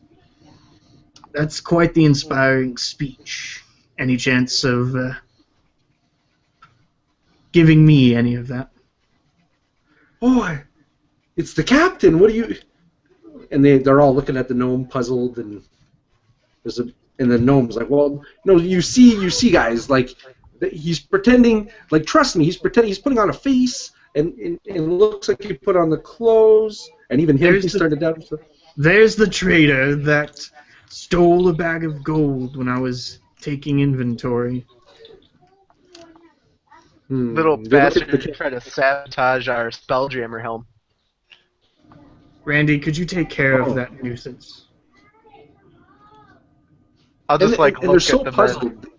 Yeah, they look at Randy actually because they see the captain, they see the quartermaster, they can't decide. So, Randy, you must know what should we do? He tried to blow us up with the gold. Like the captain, hate the captain. Like Randy. Let's be real, only like Randy. But nobody sabotages the gold. And that little fucker tried to do it, and I point right over at the gnome. Now, for both of you guys, can I get a deception for the master plan you guys have just put forth, just to see? Can I give him a hand by having all 5 crew all just yell out, money, money, money, money!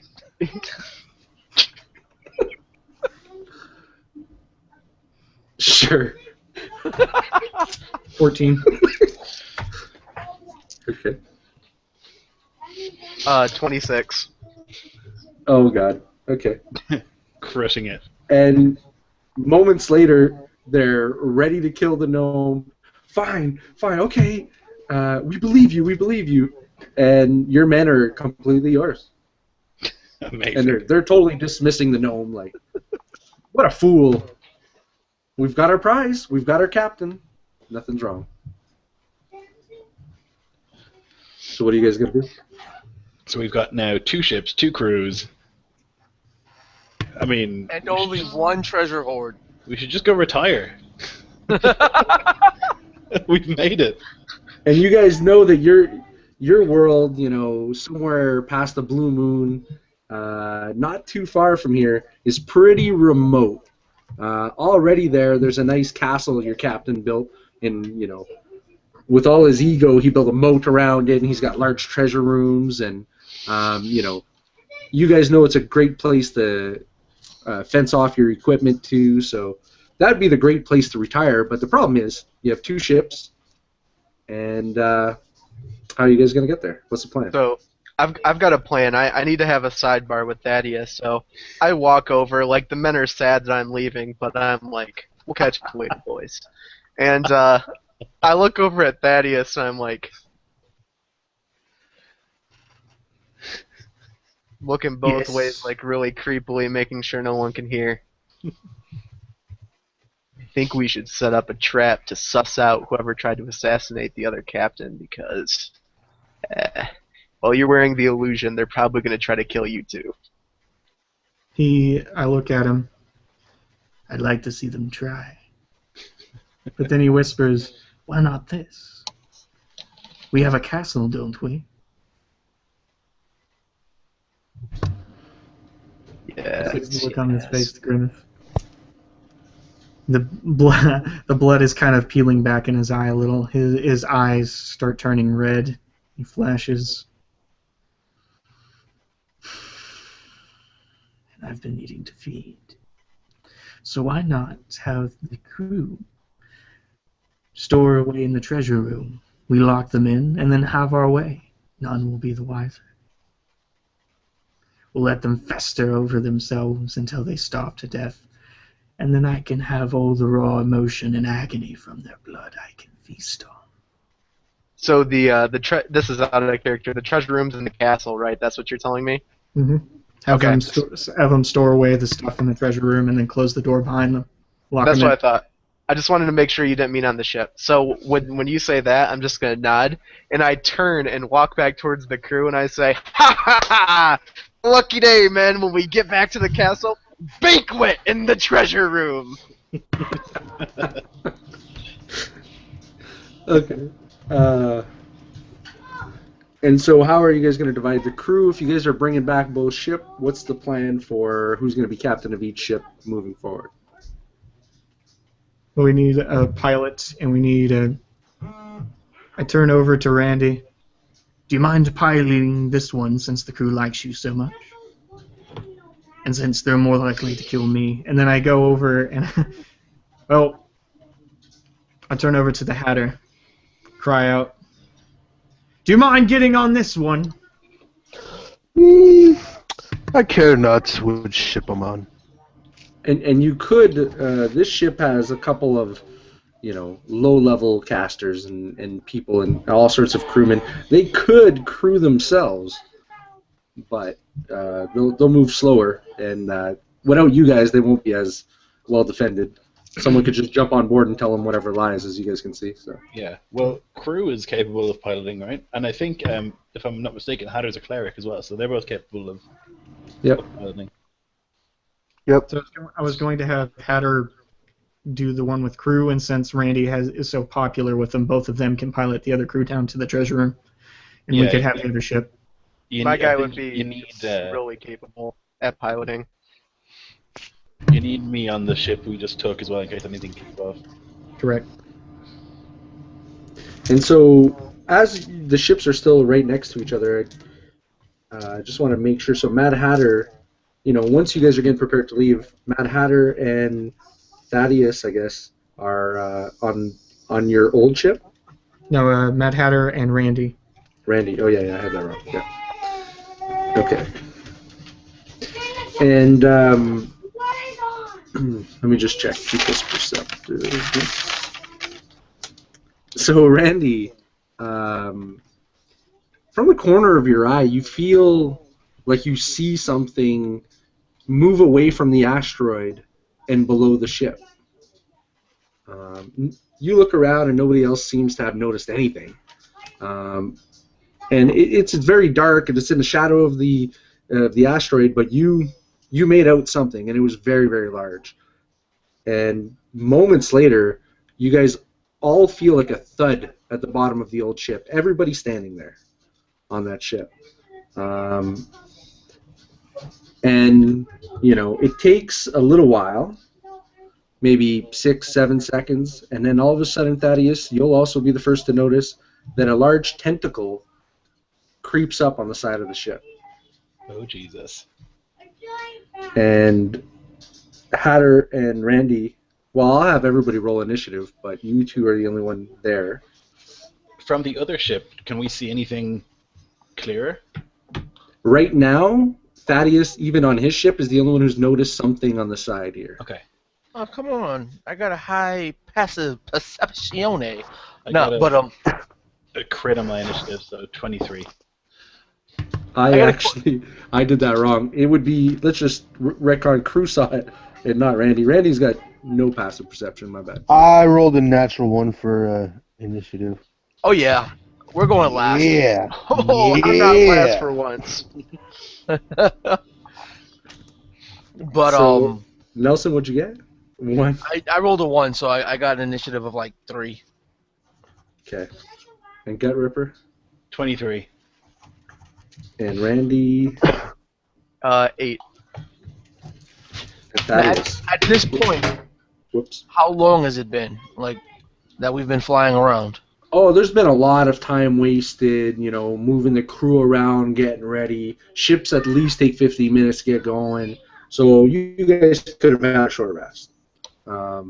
Randy would have had a short rest probably chilling with the crew on this side, and Hatter had a short rest even before he moved over the ship. He's been resting the whole time. So yeah, I have. Yeah. And the only one, Thaddeus, I don't think I got yours. Sorry. 16 in it. 16. Okay. So it would be Gut Ripper first, but not on this one. So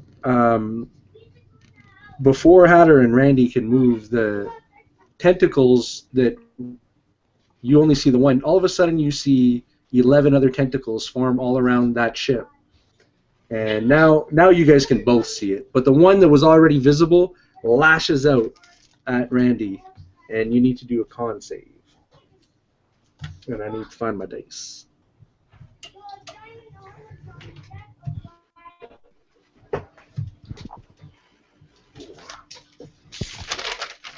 Con will be 16. And that's good to pass, actually. And so you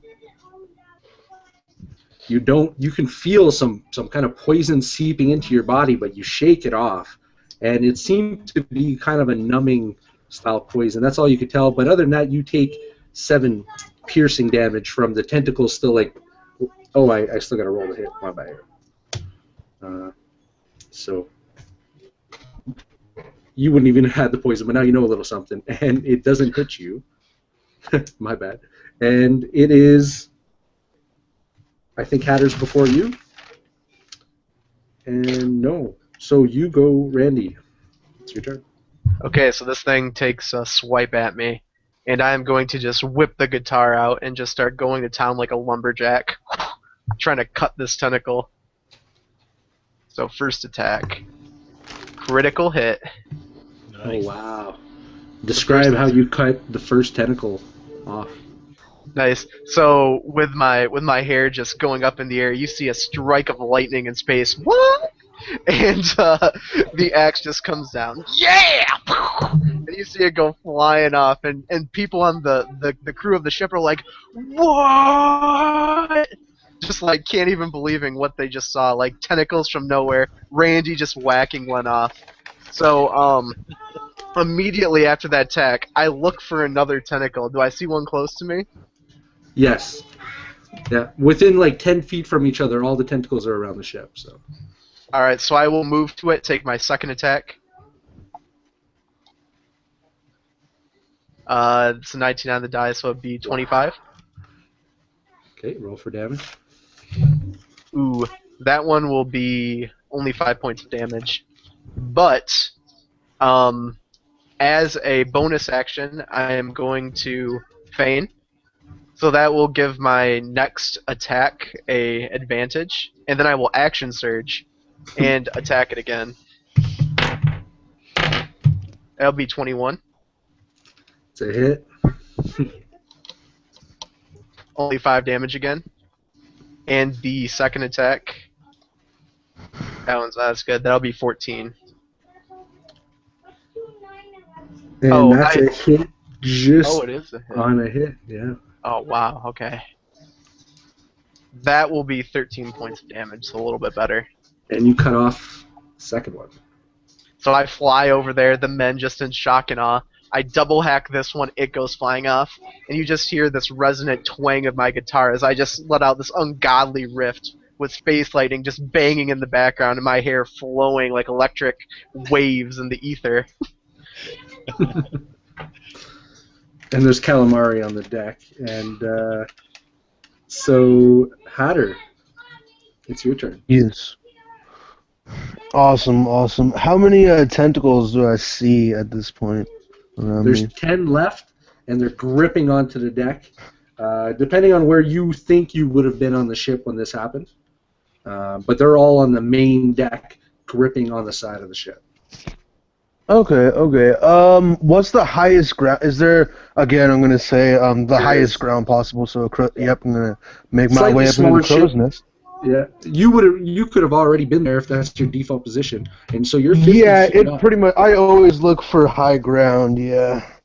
Yeah, so you're 50 And feet then- up in the crow's nest. Yeah. Sweet, sweet. And then I will, again, place my arrow and my bow and kind of rest up against the hat, almost looking like the hat itself is churning and aiming. And I'll roll a... Oh, shit. Nat 20 to hit the first biggest tentacle I can see.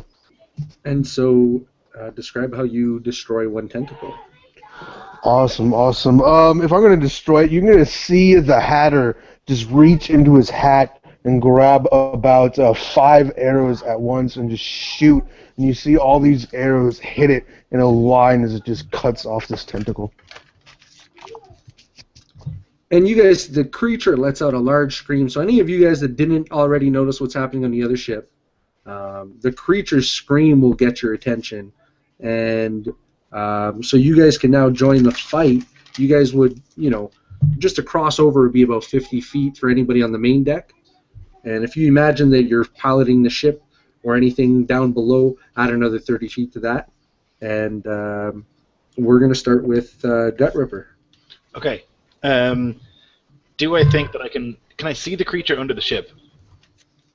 If you go to the side of the ship, you can see this large squid-like creature, and its main tentacle is still hanging there, and it's not even on the ship yet.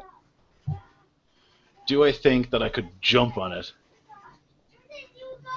It looks possible. That's what I want to do.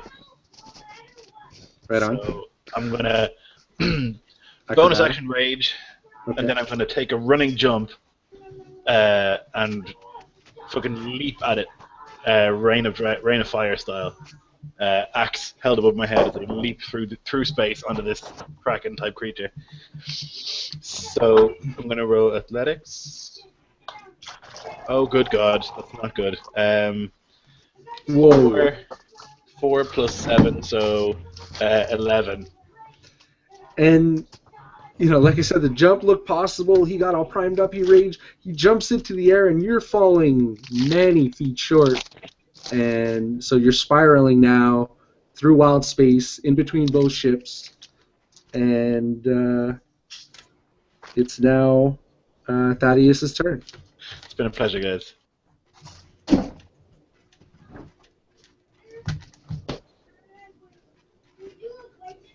Chepe? Chepe! Sorry about that, just thinking. So I don't think I could use Mage Hand to grab it, like hold his hand. Could I? No. No, okay. Only hold like 20 pounds or something. I got He's you. a bit more than that, yeah. I wasn't thinking like carrying, I was thinking like grabbing his hand, like Yeah. dangling from it. Right. I gotcha. So what Thaddeus does after he's taken off on the helm, stop the ship, because he's become aware of it by now, still wearing the captain's face, though avoiding the look of the men off on the side in the distance. His arm spurts out, his fingers split open, teeth laced with muscle and crimson pour out of his mouth. His arcane focus, a thing of the stars which he was storing in his arm, he lays out on his fingers as his hand keeps back together.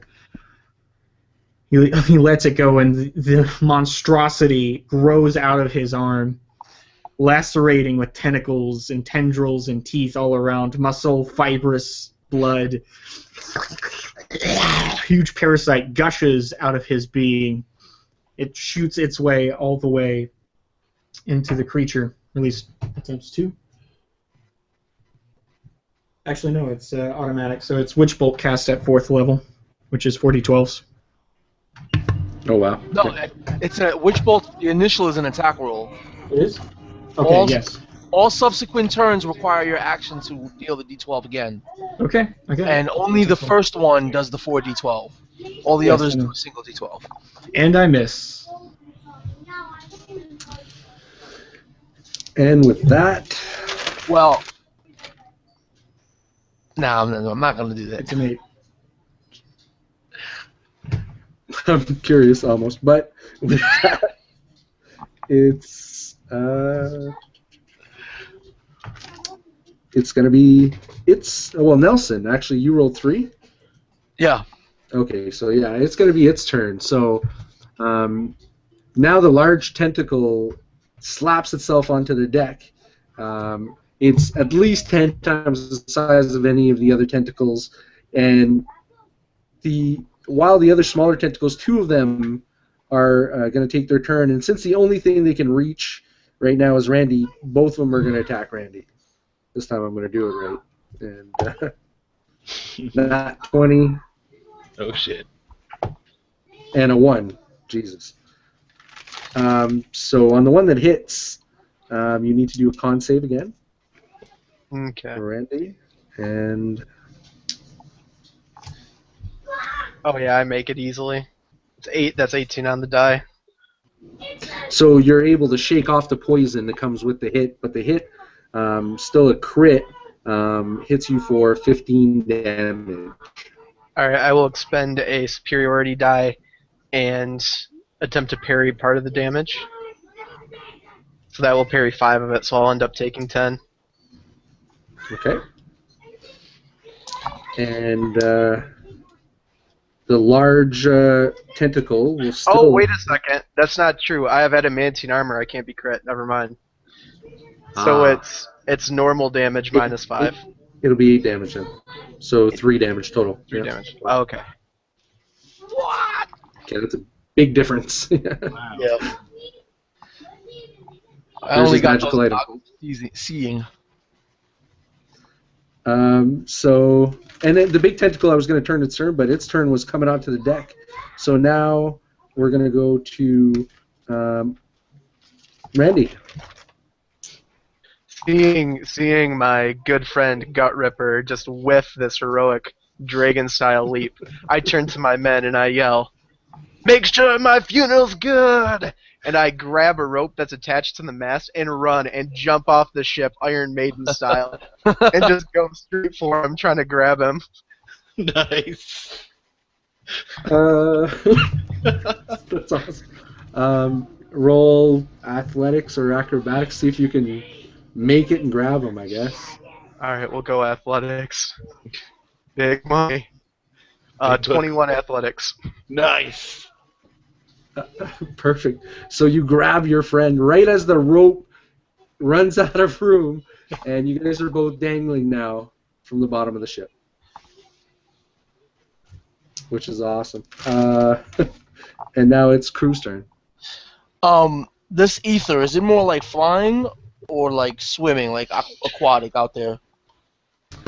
Oh, actually, I'm It's a- sorry, that's 19 athletics. Would that still grab him? Yeah, that would still grab him. Okay, cool. I just want to make sure. Yeah, cool. No, so wild space is space as you know it. And anywhere near a ship, there's atmosphere, so it's completely normal. And that's for up to 3 months on a ship. So outside of that, it's like space. You can't breathe without thumbing your preserver, which I'm guessing the gentleman might do next time. But it feels like space. You just drift off, and the physics are very similar. But you said around the ships there's atmosphere. Yes.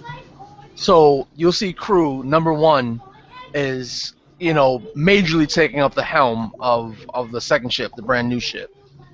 And he'll just turn his head slightly to the back. 4, 5, you know what to do. And they both nod. And they start running out of the ship, right? They start running out, and they just make a motion to jump in the air before their heads, the shells of their heads open up, fall to their sides, and they start transforming into, each one transforms to a giant vulture, and mechanically what I'm doing is casting Conjure Animals. So the 2 giant vultures are going to fly and, grasp the rope and fly the 2 dangling at the rope back onto the first ship. These are giant vultures? Is that... Giant vultures. Yeah. Awesome. And so, if you want to describe kind of, theatrically how you're swinging a barbarian and a bard back onto the ship. These are with thrusters, right? Yeah, back Thruster vultures, of course. Yeah. yeah, back by the wing. Instead of flapping any wings, it's like the tip of every wing is like a small jet, each firing independently to make minor adjustments within the space. Like a little jet fighter. And wherever there's atmosphere, you just hear the roar of the flames behind them. One gets close to the 2 but passes them cleanly. Then the other one crosses, leaving a trail of smoke almost like an X, like they're about to mark the spot. And through this smoke, both of these giant mechanical vultures blast through, smoke just dissipating everywhere, almost ushering themselves in like dark angels, the jets behind them, haloing them in a fire, silhouetting their mechanical form, the oranges and yellows glinting off the metal that is their pseudo-feathers. Then they reach out with these metallic claws, these talons, one grabbing lower, the other grabbing higher, then spinning and flying above, whipping the 2 up in space as the second one flies over and then pushes them so that they continue to just float until they hit the atmosphere right above the deck and boom, fall down. And they're just hovering above the deck right now, hovering them around the mast, circling the mast. You know, everyone seeing the smoke trail leaving behind them, the fire and the roar of their engines. Awesome. Let me just check whose turn it is after that. It would be Hatter. What's your one?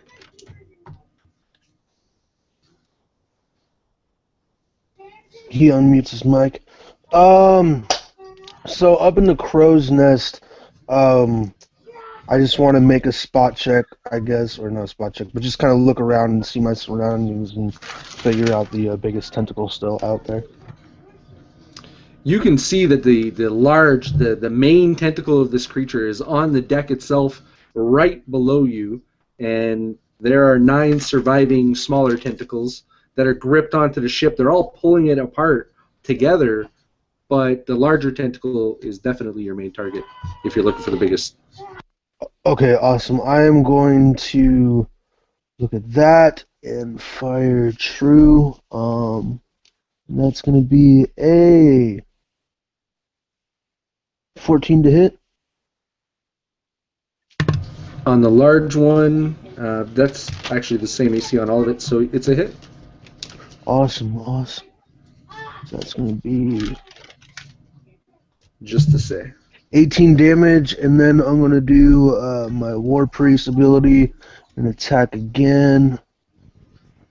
And that's going to be 19 to hit, which hits.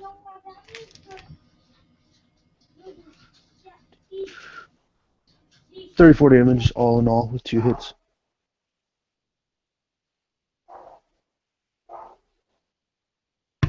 Okay, that already subtracted your previous damage, so I'm like, I gotta do math here, thanks. And now we're back at the top of the initiative with Gut Ripper. Okay, so I'm on a vulture. Is that right?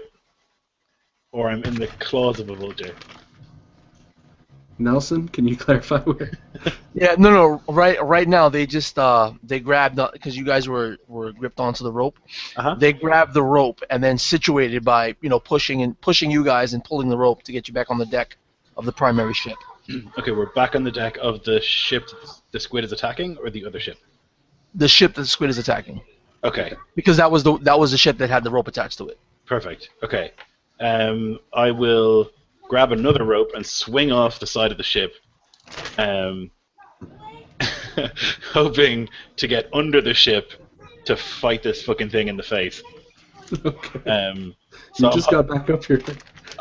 he's determined to jump off the ship. So he'll like wrap it around his wrist a couple times. So even if he lets go, he'll still, and then he'll take his cleaver in his other hand and he'll kind of look at Randy and he'll make a heavy metal sign, and then he'll jump off the side of the ship, swinging down, hoping to swing right around and use the momentum to smack into whatever this thing is at the bottom of the ship.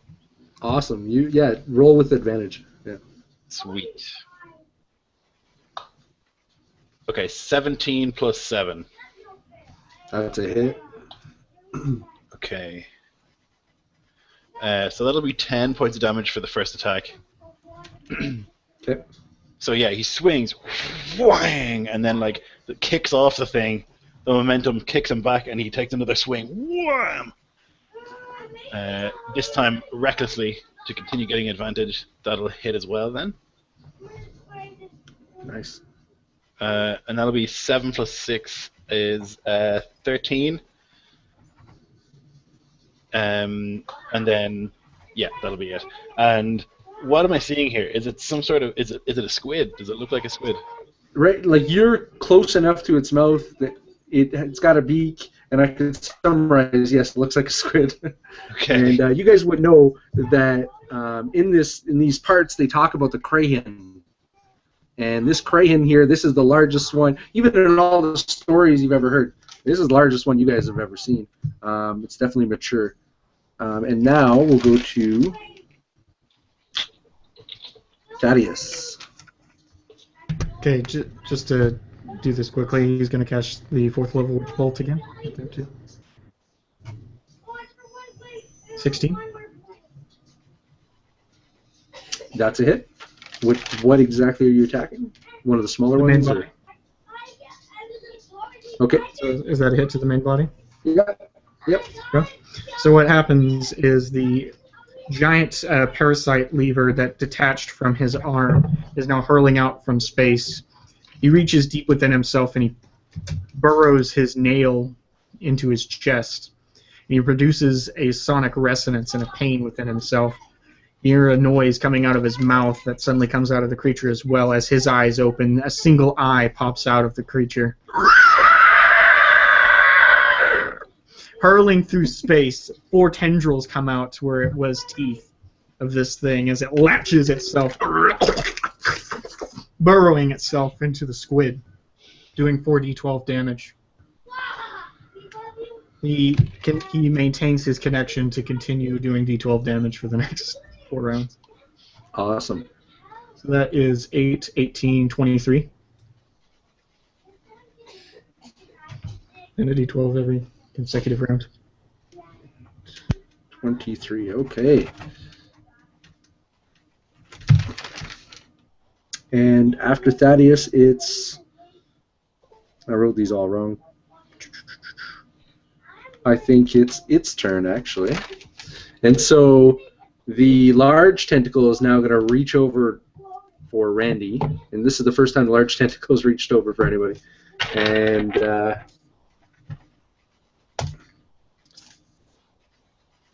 23, so it hits, and it's basically trying to grapple you. So 23, you get to contest. My bad. So Randy, if you can. All right, so it's athletics. Yeah. All right, big money. Come on. Critical failure. Ooh. It's the opposite of big money. And so the large tentacle grabs onto Randy, and it starts crushing him. And he takes 4d6 damage. Whoa!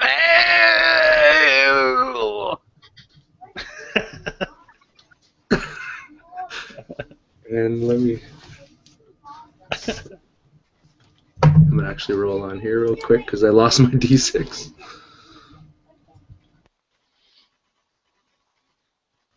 Or if someone could just roll 4d6 for me, please, real quick.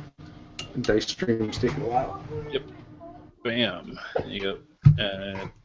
7, 9, 10. That's not too bad at all. So you take 10 crushing damage. All right, is that considered from a melee attack? I've always wondered, would grapple... Nelson, if you want to be a rules guy right now, grapple, is that a melee attack?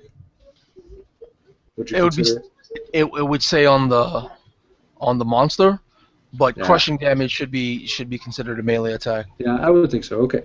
So yes. All right, I will attempt to parry part of it then, like wedge my weapon in between it and me. So I'll expend the superiority die. Reduces it by 3, so I take 7. Okay.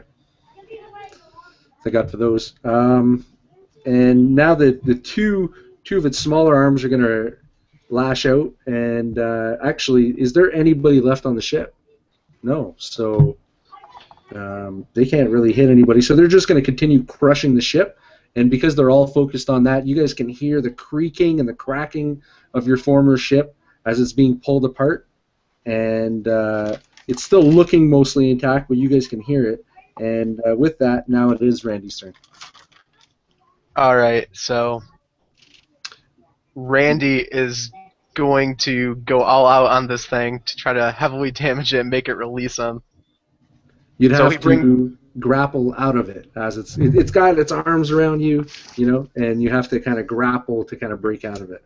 Well, can I unarmed attack it? Like, bite at it? Sure. Yeah. Okay. Actually, let me check something real quick. Hadn't thought of that. Actually, I have a different idea. Okay. Let me make sure I can do this. I need to check my spell here to make sure I can cast it without hands. That's a pretty major component. Sorry, I should have had this written down. That's all I good. didn't think it would come up though. Okay, so Thunder Wave. Okay. Yeah. Oh, no, there is a somatic component, so I can't do it. Hmm. I will try to break out then with my athletics. Big money. Ooh, 17. Oh, it's gonna be opposed 17.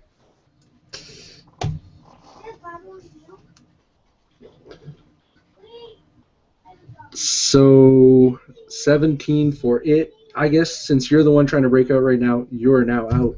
You guys tied. All right, sweet. So busting out of it, I am then going to use my bonus action to give inspiration to my comrade I saw jump over the edge of the ship. So I bust out of it with my hands, take my guitar, and just let out this crazy riff. And I yell over the board, "Kill him, you crazy bastard! Finish him off!" Awesome. And after him, it's gonna be Crew. Okay, now I saw this creature's form, right? Yeah, Now it's like a squid, it's exactly like a squid. Yeah. so it has two big bulbous eyes. So what the two giant vultures are gonna do? One is gonna, they're circling the mast of the ship being crushed. They then start to peel away, almost like fighter jet pilots, leaving smoke in their trail, dark black, just terrible smoke. And then they drop down as soon as they get off the sides of the ships. They drop down. They both flying parallel, almost in formation. They pass Gut Ripper as he was swinging back from his attack.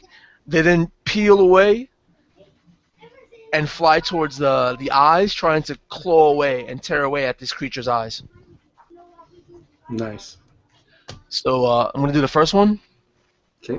with a beak and a talon. So that's 17 and 16. They're hits.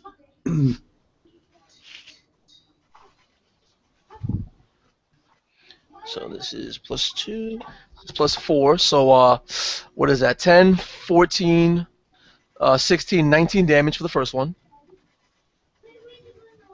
Okay. And It's then now bloodied. So it's what? it's now very bloodied. It's the Okay, first well time you guys will see it. I'm supposing my natural 3 doesn't hit. So No. that one does 7 points of damage to his other eye. Okay. So these two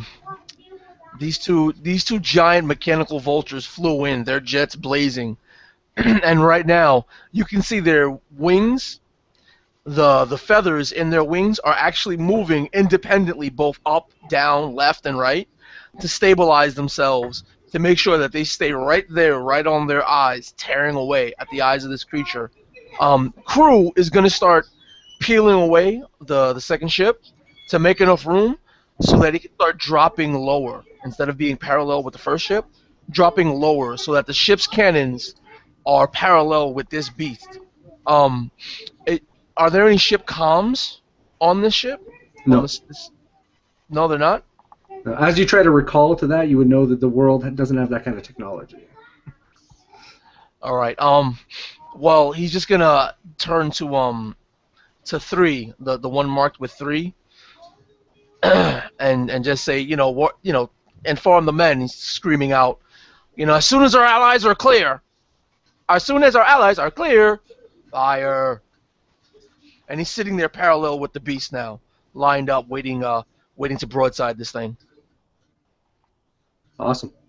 And Hatter. Awesome. I will, still in the crow's nest, take a shot at the main tentacle. 17 to hit. That's a hit. Sweet. 15 damage. And then I will use my last War Priest one. And that's going to be a... I'll use Guiding Light on it too. 19 to hit. That's a hit. Ooh, awesome. That's 19 damage. That's 30. That should be 35. Yeah, 35 total damage? with both hits. Yeah. Wow, okay. Okay, and with that, the other thing, just for your movement, everybody else is close to off the ship. I believe Thaddeus, or you were moving off as well, right? Or it's not Thaddeus. I mean Randy. Yeah, I will when it gets to my turn for sure. Try to move off. Right. So just to inform you, that's what I just wanted to let you know, Hatter. If the rest of them are moving off, you are now the crow's nest on that ship. So I don't know if you want to do something about that. I'm the only one left. I Almost. Oh yeah, sorry, I misunderstood you. Yeah, I'm off that ship for sure. Okay, that's okay. Are you talking about the ship that's being wrapped up right now?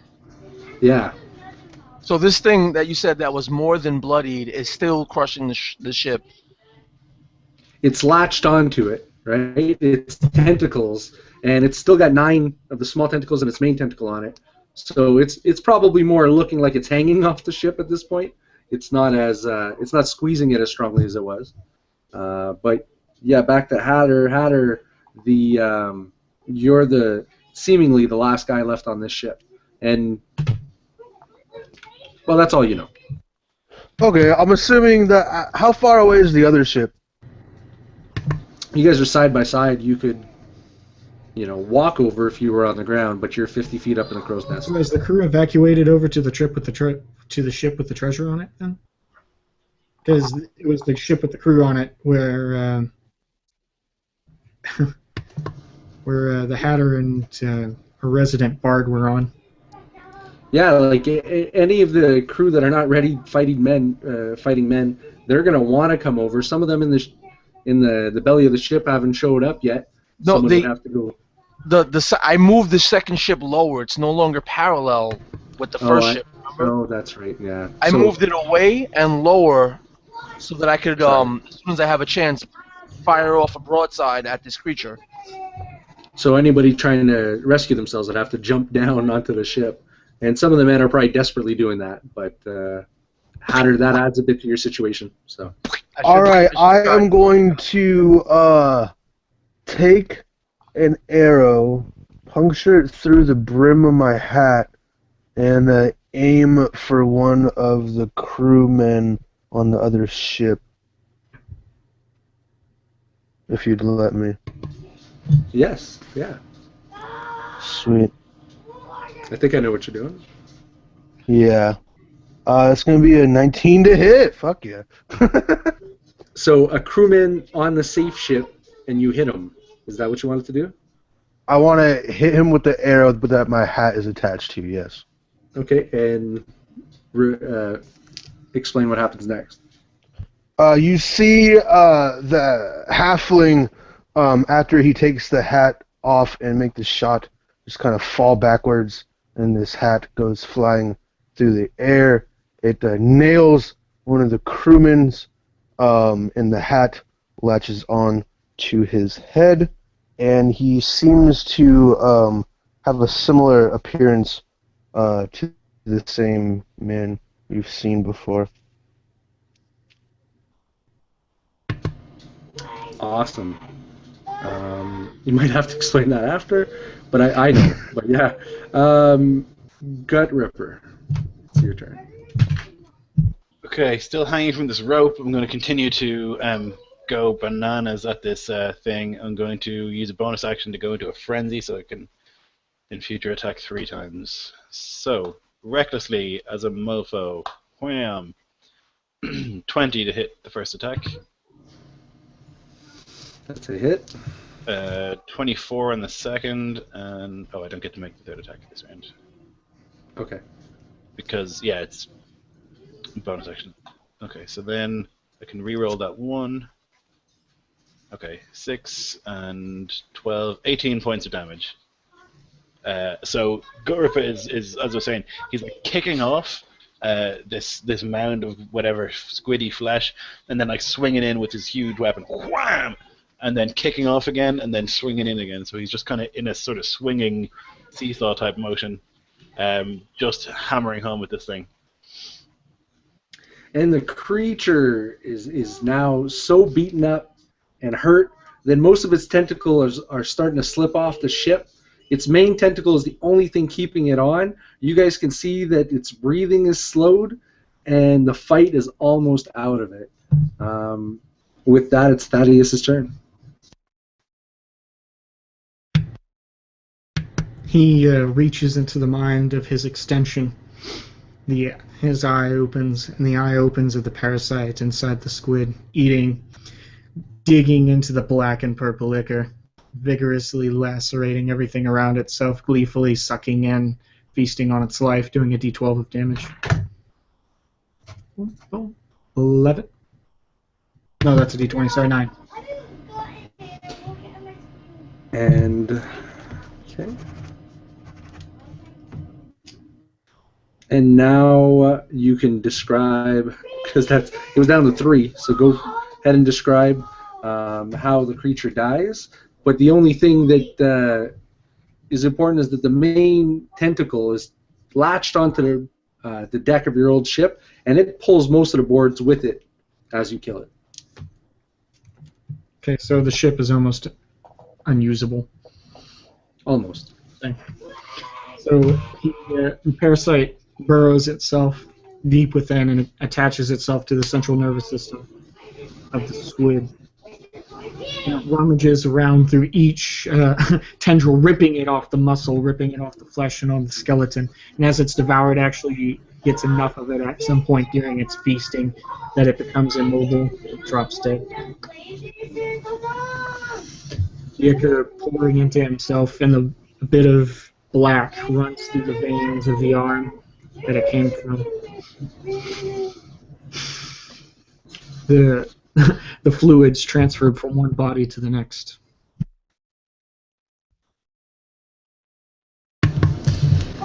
And with that, it's the end of the battle, and any remaining crew left on your old ship is now like trying desperately, like waving ahead, like save us, and Hatter is now positioning his hat on his head, and you guys notice that he's also on the ship, and it's up to you guys to what you guys do next. I'm gonna climb up the rope and get on a ship. On any ship, yeah. I'll help pull him up, because I'm still on the damaged ship at this point. So I'm going to tow him up, and that gives him advantage. What the vultures are going to do initially, because I could maintain them for a long time, is they're just going to tear away at that main tentacle, eating away at it until they can separate it, and fly the main tentacle back up towards the damaged ship until its atmosphere pulls it in and its gravity pulls it in, landing back on the ship with all the broken boards. So as soon as I get a chance, crew will, line up the second ship, the larger ship, parallel with the first again, and meet up with his other 2 pairs, and then start mending all the broken boards back together like new, using the mending cantrip. While he's doing that, yeah. Yeah. So you'll see like the 2 that were vultures, the vultures sort of pop away on their forms, their metal pieces moving all over the place until they become these 2 little midget crew, and then their heads pop open and several little like arms and tools and like torches and all manner of things pops out of their heads, and then crew 2 and crew 3 grab the back of the 3 and 4's heads, 4 and 5's heads, and then start using them like power tools, mending the boards back together, fixing the ship again. Awesome. And that's going to take some time. So while he's doing that, what's everybody else doing? The Hatter would kind of slightly take off his hat, still touching it, place it on the ground, and sit on it, and have a cup of tea, and say, well, that was fun.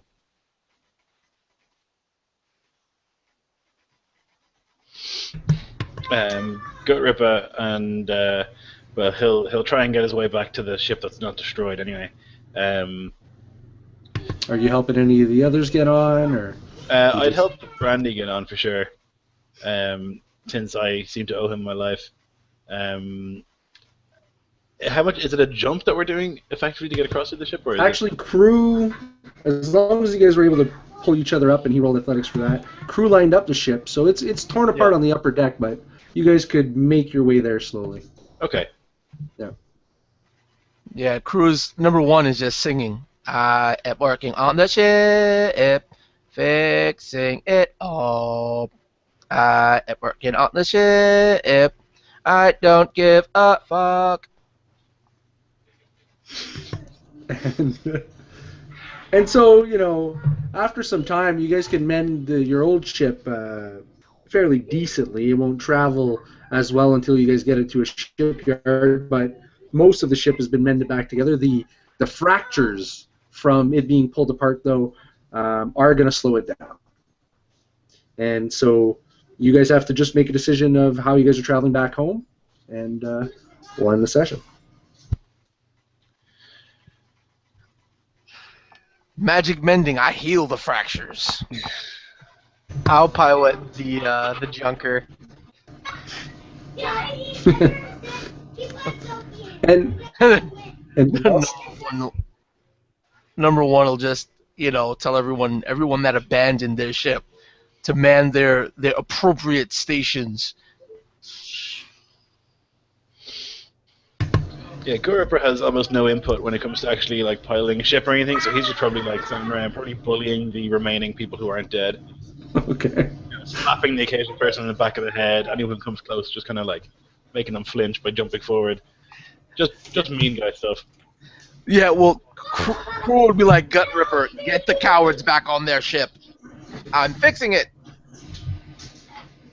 Yeah, that's what I'm doing. Just organizing people, kicking them if they're not moving quickly enough.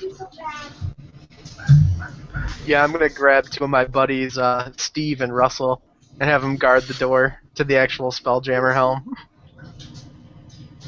Awesome. And so, as you guys divide the crew and travel back to the blue moon of Morgan's World, in that area, you guys see what other people would probably describe as, one of the most disturbing sights in the galaxy, which is really just the shine, the glow of the blue moon. It really puts a chill in your spine. But you guys have been here many times. For you guys, this is almost a homecoming. The next thing you guys see in the distance is a grim landscape of, again, probably one of the most misshapen, depressing planets. It's a sight that to anybody else it would be bad, but except for the depraved and the absolutely dismal personalities, so to you guys, you're home. And so you guys can pull up to your castle, land in the water with both your ships, and divide what you guys find out to be, over 1 million gold pieces in loot. So I take the captain's thing.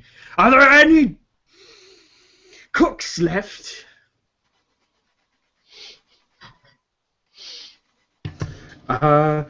Two men step up. Yes, we're great cooks. And then there's a couple other men that we've been teaching. So there's 4 or 5 men that step forward that could cook. Set the banquet in the treasury. We're dining in the gold hall. And preparations begin for the banquet. Some of the men look a little bit down. And as I walk by him, I'm holding the guitar up like an actual crossbow, and I go, and I act like I'm shooting him with it while I'm plucking away a tune, just raising my eyebrows. I cast my shadow because I'm standing on the bow of the ship, being a little magnanimous. And the shadow looms over Randy a bit, and as he looks up, you see me wink at him.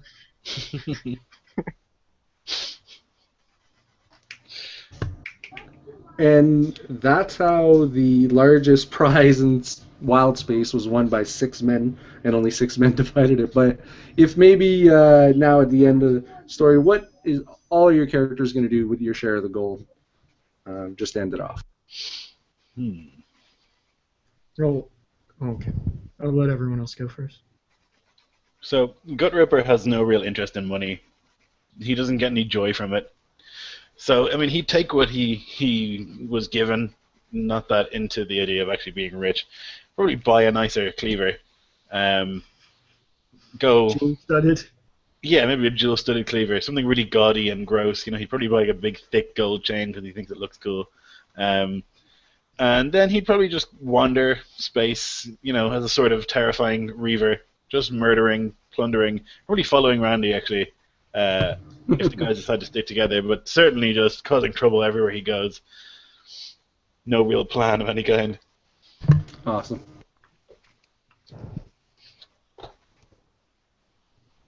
Crew will actually have his share of the gold melted down and forged and reformed to gold plate every piece of metal on his body, so that he and the rest of his little miniature copies, when they reform together, he's one giant hunched back, massive, gold-plated warforged. And he'll just rove, the ether, just flying and sailing around, searching for more adventure, more money, and more mead. Awesome. So with Randy Rath, after a long life of adventuring and spending all of his money in travel, you see a great rainbow bridge before him. He begins to walk up it. This cloaked figure can't see any of his features at all, just this wicked guitar on his back. And as a man stands in his path and challenges him to combat, you see lightning bolts form over his eye sockets. Behind this man, Asgard and his father, Odin, in a return to being a diva of his court. Awesome. I was gonna let the Mad Hatter go before. Awesome. The Hatter will take his share of the gold, dump it all into the hat, and continue on his quest for one of the most powerful magical beings in all the land to try to become freed from the actual plane he is residing in. Cool. As we all know, the plan was to lock him in the throne room. So as all the men gathered and the banquet was set and all the chefs were put out, they were locked in with with Thaddeus, and of course they never stood a chance. Blood rushed all over the gold, even on everyone's shares. He had his laugh as their captain's face looked in horror as it switched to the form of a fawn. His goat feet lambered on the edge of the table, and he splattered his own body all over theirs, and it seeped into their pores and ripped them out from the inside out, their organs trailing along the yellow glinted surface.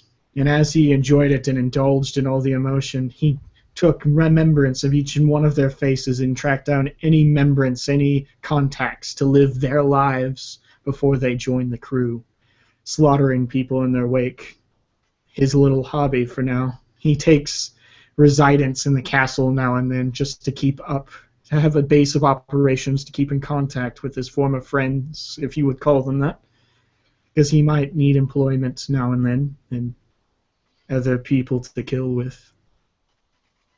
Thaddeus takes up his own little alchemy lab that he's formed out of the giant castle, and he resides there doing experiments on planar beings and non-planar beings alike.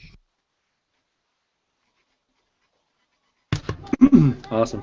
Apparently we're ending on a high note, a good note. So that's it. It was awesome. Okay, thank you very much, Patrick. That was great fun. I had a really good time. So thank you for running that. No problem. Me too.